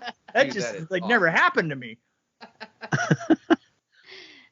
Nick, did you have one more? Yeah, question? I got a. This is just kind of a nerd. My question is going to be after the recording. But so Mick, I read online that you got to work. I'm a huge comic fan and a big nerd or whatever. You got to work on Roger Corman's Fantastic Four that never. Oh yeah. What was that like? And did you do the Thing, Ben Grimm's suit? I didn't. You know what? I didn't do Ben Grimm's suit. That was probably the best effect of the whole movie. It really was. It was cool. To my day, to this day, I have to tell you, I think it's the best. It's the best suit, and just even beats any of the CGI because somehow or other he got character out of that whole thing. You know? Yeah, yeah. I mean, we did have the problem with Doom in that he had nothing to talk through, so all he could do was move his fingers. Yeah. Which was hilarious because every shot that you see him in, he's moving his fingers. he kind of like does this Mr. Burns from The Simpsons thing. You know? Yeah. But that was those were all my sets, and I shot the second unit on it, and shot the miniatures, like the extension of the Moleman's lair. And I built the ship in my garage. That's awesome. I built the ship in my garage, and the extensions of how the ceiling opens like a diopter. Mm-hmm. I actually built that diopter by taking apart smashing a camera with a hammer and looking at how the iris worked, and then I built one. Oh yeah, hell yeah, man! But even though that movie never got released, I have seen the bootlegs that circulate conventions a lot or whatever. Right. And I was always thought it's like after I saw the theatrical release of the first Fantastic Four, I was like, man, Corman's beats it every fucking time. I have a funny little story that goes with that. When we were starting the second unit stuff, is we had to do all the newspaper spin-ins, right? Yeah. Spider-Man or whatever, whatever it said. And so I said, look, here's what we're going to have to do is the way that you do those is you shoot them in reverse so that you get the final frame of it, right? Mm-hmm. And then you spin it backwards, right? And so basically we're going to take a drill and we're going to spin the news. We're going to mount the newspaper on a piece of plywood, and we're going to spin it, in front of a black background, and so we need a reverse cam. Now back then, the reverse was a special feature that went on top of on top of an Arri or a Panavision, and basically it just ran the motor back. It ran your motor backwards for the frames, right? Yeah. But we were working at Corman, and Corman had no money. Corman literally, not only did he only let you use the equipment that was absolutely on that property. Yeah, I've heard his stories about Slumber Party Massacre and Sorority House Massacre movies. Exactly. I love the Massacre collection. So you couldn't bring anything in. If you know what they used to say that if you needed a generator for lighting, and you went in and asked at the front desk, said, could you guys give me a generator? She would reach underneath the desk and she would pull out this device that you could go up and clip onto the tongs after you took the meter off of a house. Oh my gosh. Oh, God. That was your generator. Shit. So you could like run off somebody else's. Yeah. So the DP goes like this. The DP goes, we can't do that. We can't get a reverse mag. And I said, well, that's okay. We'll just turn the camera upside down. Now, here's the thing. I don't know why I know that. I had probably done it, before at some point, because I'd been around for quite a while at that point. But the DP goes, oh, that doesn't do it. I go, no, actually it does. And he goes, no, he said that absolutely won't work. We're going to have to do those shots another way. I said, well, okay, well, whatever. And so we were going to shoot at the end of the day. We're going to start shooting. And the meeting was in the mornings. And so we had to take those off the schedule. And I said, well, I got an idea. So I went over to on the same piece of property is the editing room, right? It's like everything was done right there. And so I went in and I said, I need a 3-foot piece of film. And the editor just turns around and goes, here's an end off of and it's just some shot of like whatever it was. And he just hands it to me. And I go up to the DP. I go up to the DP and I go, look. And I hold the film up in front of me, up in the air, and I go, this is the normal way that we shoot, and we shoot it this way, and I'm just swinging my arms in the air, right? Like with the film, I go, we shoot it this way, and then all we have to do is turn it over, and then I flip the ends, and we play it back this way, and that being upside down, it does it right. See? And I handed him the piece of film. And here's the thing. There is no way in the world that imparts any more information at all. I mean, you can't see anything on the film, right? And so I handed him back the film, and he puts the film up, and he goes, "Oh yeah, no, I see what you're talking about." And then I left him with the film, and I went back to my office. Okay, so then those shots wound up back on the schedule again, right? So I'm sitting there, and my art director comes in at about 3:30 or something. He goes, "Dude," he says, "there's this thing going on around here, and I gotta tell you something. There's something about it that just makes me totally think that you have something to do with this." And I go, "What's that?" He says, "Everybody is walking around with a piece of film. There's a piece of film out there. Everybody's walking around. They're looking up and they're swinging this piece of film back and forth." And he goes, and they're just saying this drivel bullshit about turning this thing around and the thing like this. And I said, and I listened to that, and I went, "Fucking guy, that's my fucking boss that did that, right?" And I went, "Yeah, okay, you got me." Well, that's awesome. I think that this leads to our final question is, how do y'all get into this kind of stuff for all those people that want to get into this? Is it something that you just kind of are drawn to, and you kind of do what you know? I'd like to add to that too, because like I said earlier, like I grew up like building model kits and everything, like all the old Aurora ones and like Screaming model kits and all these like horror movie like scale figures, airbrushing, hand brushing, all this stuff. I love it from beginning to end. I love it. But like what you guys do is like the dream. And I understand you guys have like, your fair share of hurdles through like, directors of photography and everybody on the higher rungs or whatever, all the other units. But I really, really love practical effects, and I love, painting three-dimensional things and like making them work and everything. How did you guys come to this? Was it comics? Was it, what was the initial interest is what I want to know. Well, for me, it started pretty early because my mother was an executive for Universal Studios. So, oh, wow. And she was married to my stepfather was an editor in the business. I actually started as an apprentice editor, cutting celluloid on what used to be called a Chem 8 plate, great big film machine that you thread all the soundtrack and picture through, sync it all up. Yeah. And I apprenticed on a few things for him when I started, but I was moonlighting in a band. And my passion was I was always a monster kid. I loved Universal Monsters. I loved all the old horror movies. Sounds exactly like our Nick over here. I was a Hammer horror nut.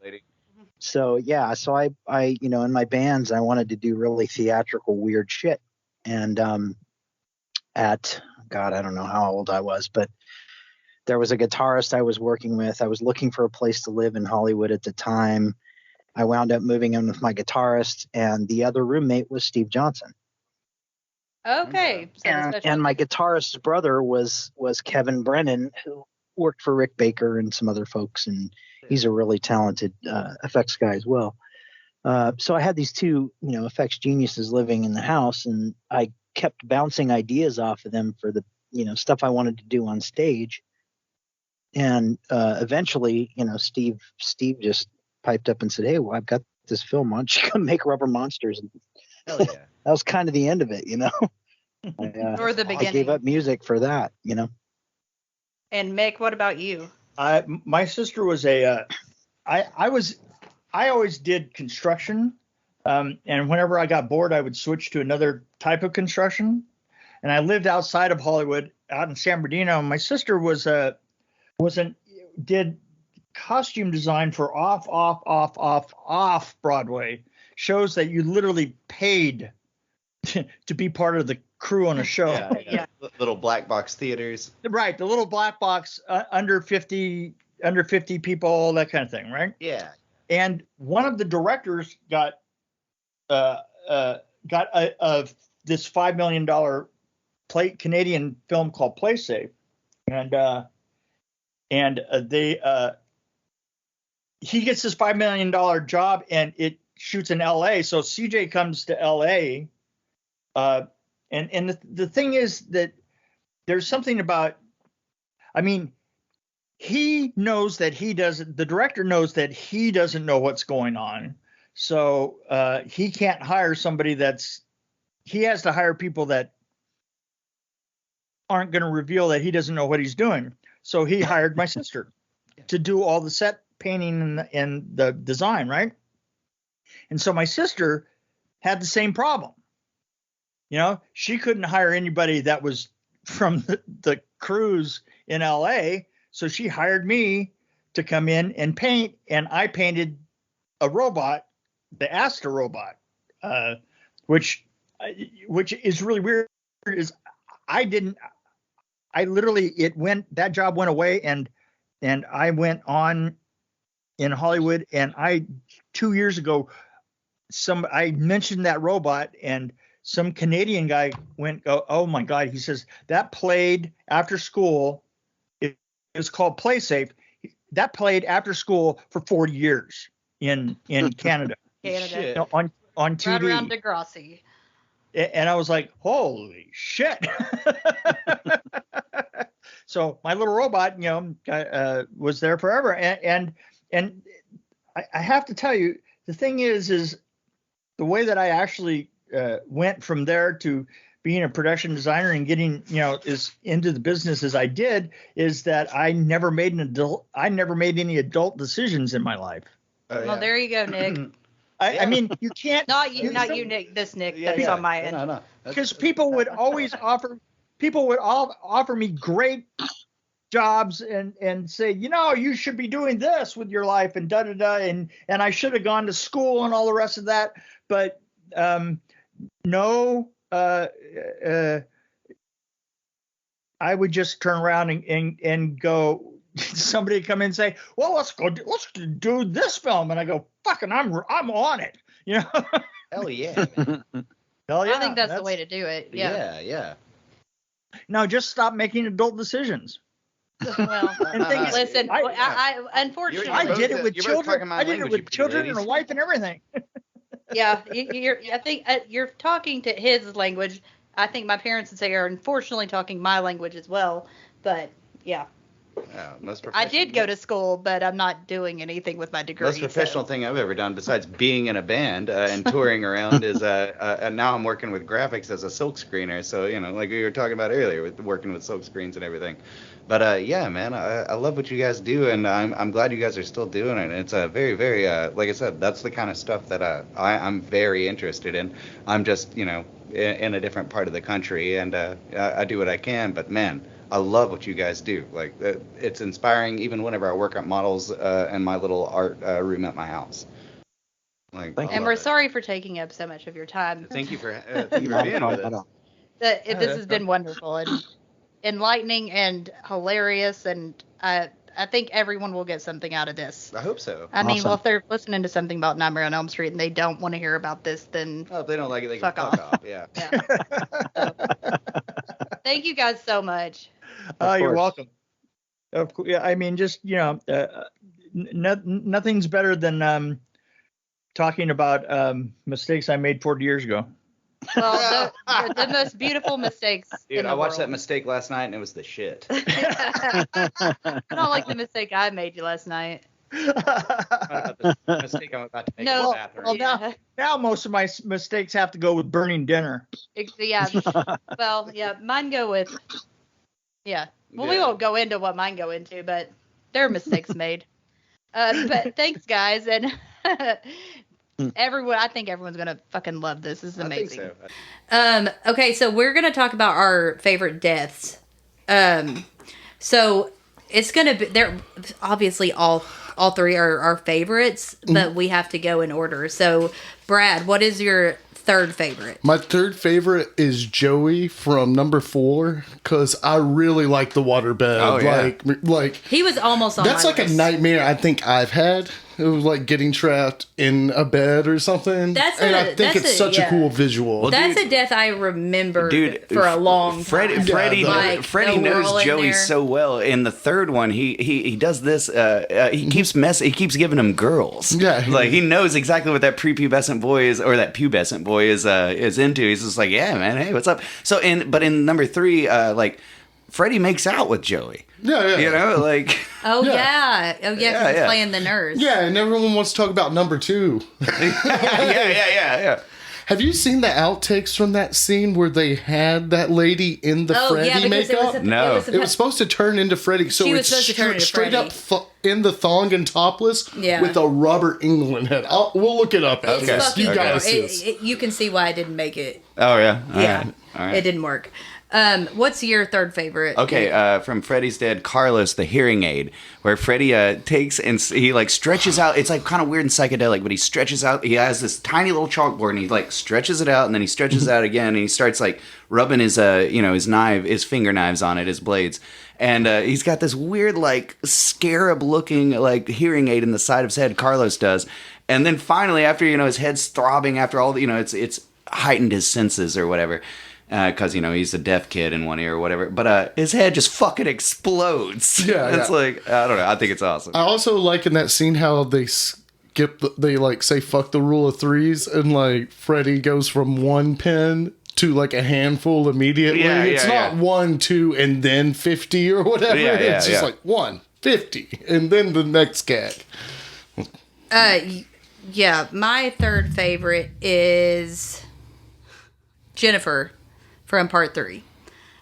She's the one that wants to be on TV. Welcome to Prime Time. Primetime, bitch. Yeah, classic. Yeah. That's a great effect. Zsa Zsa Gabor and Dick Cavett. yeah. I love that that. comic.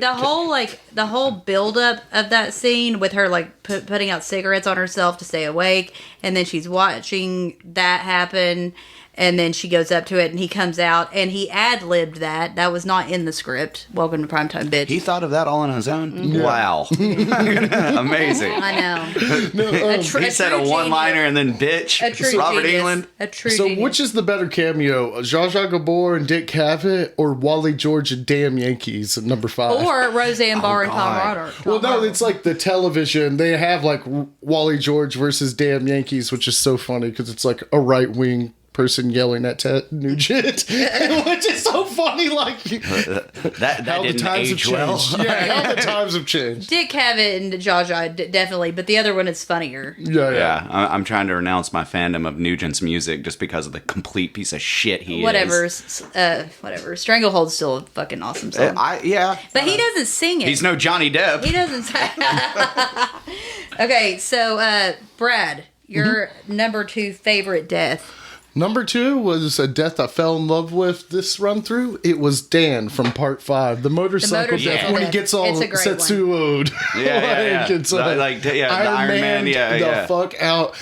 And it's really cool. The music is great. Yeah, the music is good. Actually, that movie, to me, I know I think it was the bottom of my list. But the way it starts out, I thought I was going to like it more than I did. I like what Freddy says to him while Freddy's like the cybernetic bike. He's like, never dream and drive. And it's kind of like the electric prunes. I had too much to dream last night. And he looks like Pinbot. Yeah, it's awesome. It's fucking awesome. Yeah. And it also reminds me of that stupid video game from the late 90s, early 2000s, Twisted Metal, or whatever. It's like, it's real, it's very Tetsuo. Or like, Sinistar. Tetsuo the Iron Man, yeah. Which is an awesome movie. What's your number 2? I'm gonna switch it around. My number 2 is Tina, the first death. I just think it's there's nothing that needs to be said. I could go on and on about it. It's just fucking awesome. Yeah, everything about that's awesome. Yeah. It's the first one you see. Nobody had ever seen anything like that. A girl getting dragged across the ceiling, and then of course her boyfriend gets blamed for it. It's fucking perfect, man. It's great. The lighting's great. Everything's cool. One thing I noticed about that is how violent that is and how much blood is in that room. It's a lot. Shit. When they arrest Rod, no blood on his pants or jacket. Not at all. He is spotless. Or his chest. They don't even ask how he got her to scrape her across the fucking ceiling. I think they talk about that though. Like in the movie, I think Nancy's like, "Why didn't he have any blood on him?" I think she says something like that. I think it's because he's got. I think it's because he's got a little Latino in him. I think she's like, "It wasn't him." No, they just wanted to lock up a Latino man. Yeah, probably right wing Saxon. The hottest one. He's like one of those best. He's probably my favorite character from the first one because he's such an asshole, and then turns out like he's a softie underneath it all. He wants to do good. He's the rebel with a heart of gold. Yeah. Fucking love him. My second favorite is Philip from part 3. Another one from part 3. Oh, he's the one that gets his veins. Oh, the marionette. Yeah. He gets turned into a puppet.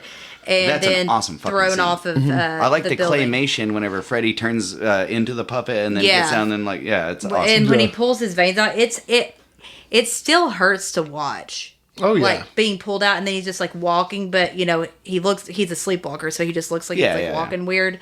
But then it goes back and forth from that to seeing that, and it's horrific. And he has that great line, "Welcome to the snake pit." And so, Brad, your favorite death? My favorite death? I know I normally have hot takes and shit, but I gotta go with my favorite death. It's Tina. It's Tina. Mine's Tina's Tina. Mine's awesome. Tina too. So. It's such a cool effect. Obviously, a bunch of work went into it. I mean, it's really how you know in those movies too that like this is unlike any other horror movie you've ever seen. Signature. I mean, when her nightgown gets ripped open, and the knives, the invisible really knives, and it comes out, and then she just starts like being picked up and pulled, and like you don't know how that's being fucking done. I would imagine. I don't know how they did that effect, but I would imagine they it was a rotating room, but I don't know how they. I'm talking about the 4 simultaneous blades. Fishing line. Yeah, that's what I was about to say. Something like clear pulled real fast, and then something they pushed the blood up, which is crazy.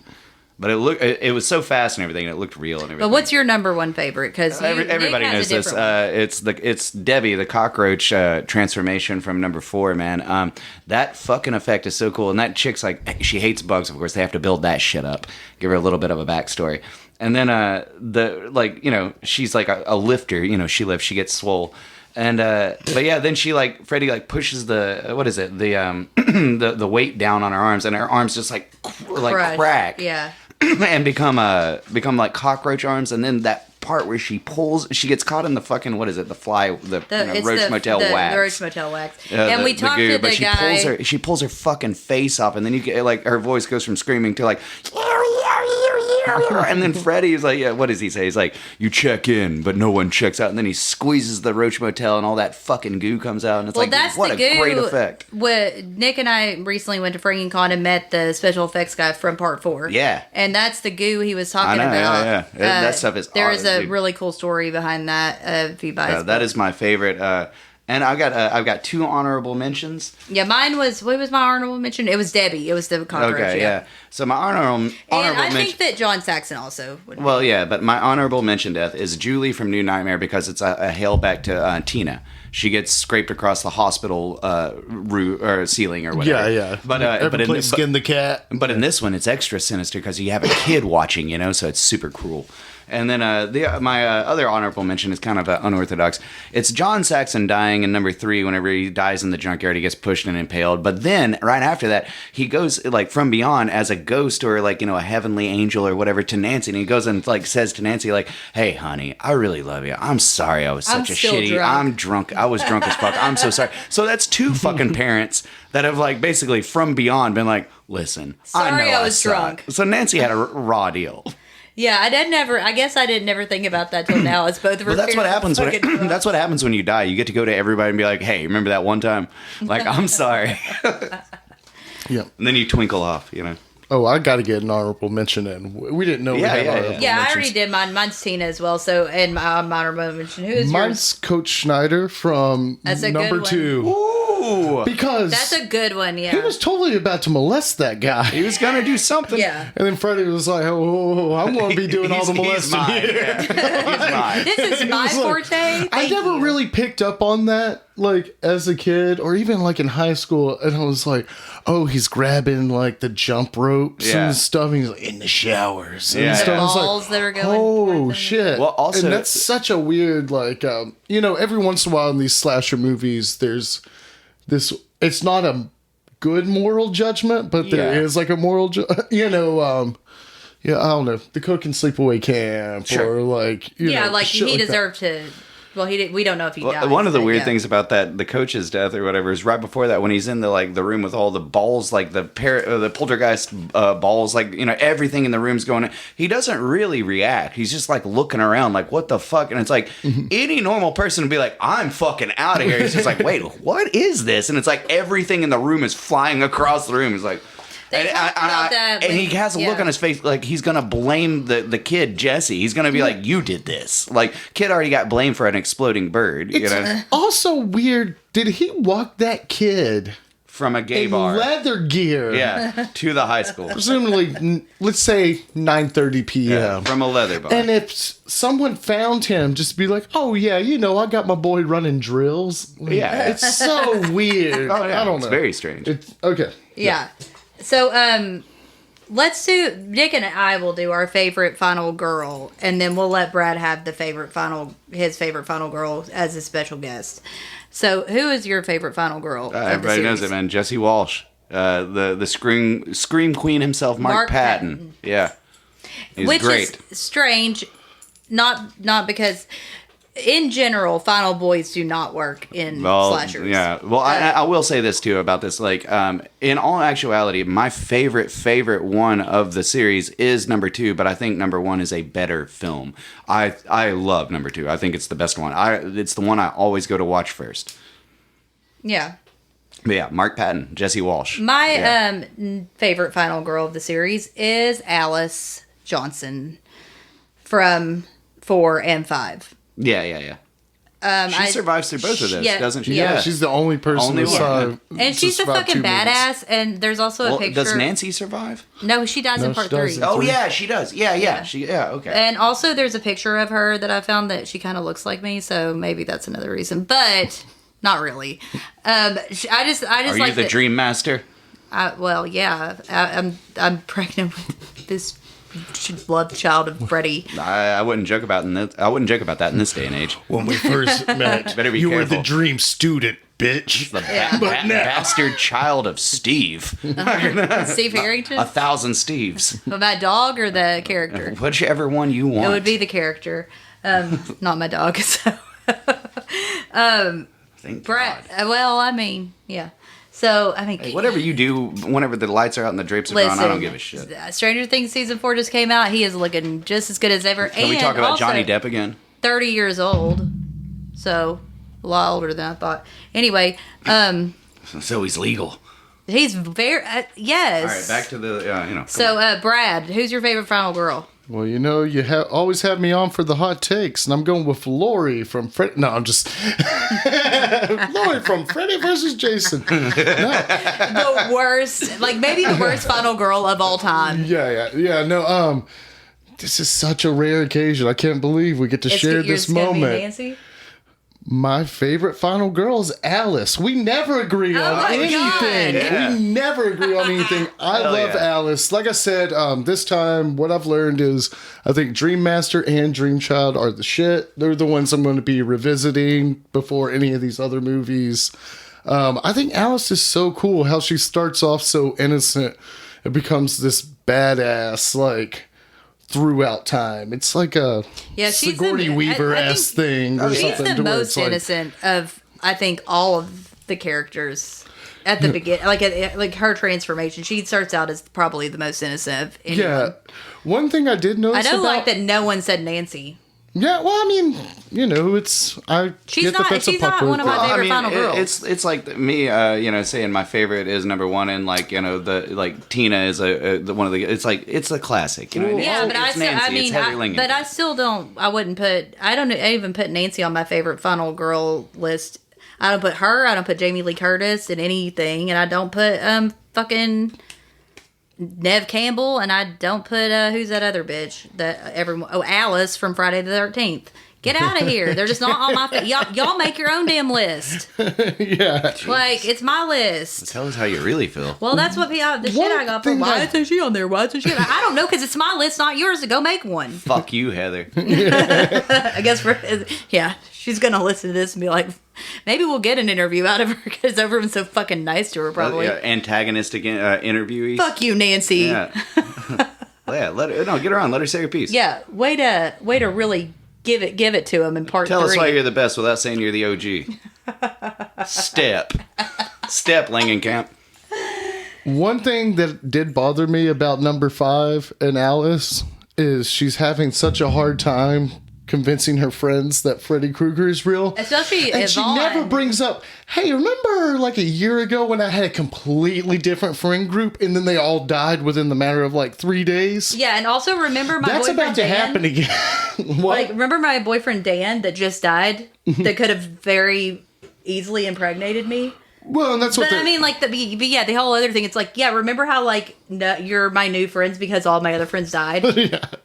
But I guess, like, especially Yvonne, like, she doesn't give a fuck until the end. Everybody in these movies, in the early ones, at least the first 3, or the first 2, and I think number 4, it's like anytime like they meet somebody and they're like, somebody's like, I'm having dreams about this guy or whatever, and they're like, oh, you live in that old Elm Street house, right? You know the old Freddy. By 4. Nancy's house, and they're like, yeah, some girl went crazy in there. I don't know, all her friends died. And then they tell them about Fred, and they're like, you're crazy, man. No. It's like this has happened year after year after year. I think by number 4, they all kind of believe it pretty quickly. Well, yeah, number 4 is where they figure out in the middle of the dream that they're dreaming. They're like, oh shit. Yeah. It took them 4 movies. But like 3, they had got by midway through they knew. And another hidden like gem of the third one of Dream Warriors is these kids can tell the truth about Freddy and nobody's going to believe them because they're locked in a fucking psych ward. Right. So it's like that's a good setting. That's a really good plot device. Yeah. And it gave a good chance for Heather Langenkamp to come back, which I guess she did again, but whatever. Well, by the midway through it, even Larry Fishburne was like, "No, I don't even want you talking to the kids because you're fucking crazy." They all know this story. It's a small town. So you have any? I thought you had some quotes for us, Brad. Oh, I've got all the quotes from the beginning of the films. Yeah, let's hear those. Brad's just going to say "bitch" 8 times. Well, it's funny that you bring it up. Let me see. When did they first start? I think they first start in number 4. Yeah. Like number you mean 3. like his like first one-liners? Yeah, no. It's like when it'll show New Line Cinema and then show a quote before the movie starts. Oh, right. That. Okay. So the first one's actually in Dream Warriors. I thought the first one was it. The first one is in the first one. No. Yeah, it is. No. Yes, it is because I used it in a song. Oh, it's sure? yeah. No, it's not. For he who falls asleep, he opens up. That's what the kid says this in is the what I'm classroom. saying. It's like a quote they just put on the screen before anything They goes do that in the dream begins to No, they creep. don't. No, Which in the one is first that one, the in? kid says it as Nancy's falling asleep in the class, and Lynn Shea's class, of all things, she's in that movie. Do you use something of he who falls asleep, something in the dream begins to creep? Yeah, no, this is what I'm talking. This is pre. It's kind of like Thriller, how it has at the beginning, like the cult thing. That's what you're talking. Or like the Omen. It starts out with the thing in Revelations. Yeah, no. This is like I said.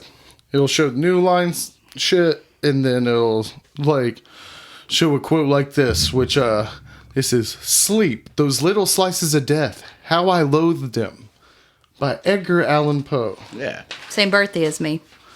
And then the next one in Dream Master. When the deep sleep falleth on man, fear came upon me, and trembling, which made all my bones to shake. Job. Yeah, biblical Chapter shit. 5, verse 13, 14. And then in Freddy's Dead, they do one. Do you know the terror of he who falls asleep? This is to the very toes he is terrified, because the ground gives way under him, and the dream begins. Instead of Freddy, this is Freddy. It's Nietzsche. It's a Freddy quote. What was that and then from? it goes, "Welcome to prime time, bitch." Hell Freddy yeah. Krueger. Which one's that from? That's from Freddy's Dead. Okay, because when we had that Body Girls band, Yeah. we did a song called The Dream Creep, and I used the first part of that quote in the chorus. The dream creep sounds like some like really, really shifty dude that all the girls want to fuck. No. Oh, he's a dreamy creep. Yeah, well, I dream didn't. creep No one over said there- it. over there at No Urban one Bar said Corner saying Cafe. it was fucking great lyrics, but Dreamy Creep. I went to the bar last night and I saw the dream creep. oh my god, he's been in my dreams. Such a creep. Yeah. He stinks. All right, so I guess that's all we have. So you know what? We probably pissed y'all off with our picks. Yeah. Sit on it. Yeah, didn't spin. Stick it. So this is where we come to the close of our show. Stay gagged with the Roach Motel. Stay gagged on one-liners with bitch at the ending. Gag me with a knife. bitch. There you go. Yeah. And hey, Mark Patton, seriously, if you ever want to do this, I love you, Emily. It's not her favorite, but it's my favorite. It wasn't my favorite, but Kim Myers, we're down with you. I'm down with you too. Emily's not. It's not her favorite. I think you look it's like my Meryl favorite. Streep. Yeah. Hotter Meryl Streep. I'd rather have Kim Myers. Kim Myers. Did I say? You can quote Did me I on say that. hotter? Kim Myers. I didn't say hotter. No, I saw her at that Comic-Con. She didn't have no wedding ring on. She takes off. For There's a chance. Sikita Ulrich was probably there. If you're into making mistakes, hey, I'm your guy. Should have told her that at the time. It wasn't right. I was more into Mark at the time. Well, anyway, go grab our merch at gagmewithaknifepodcast.com. Find us on social media, Instagram and TikTok, Gag Me With a Knife Podcast. And we will see you next time. Bye. Have fun in your dreams, bitch. Oh, yeah, and thanks, Brad. Yeah.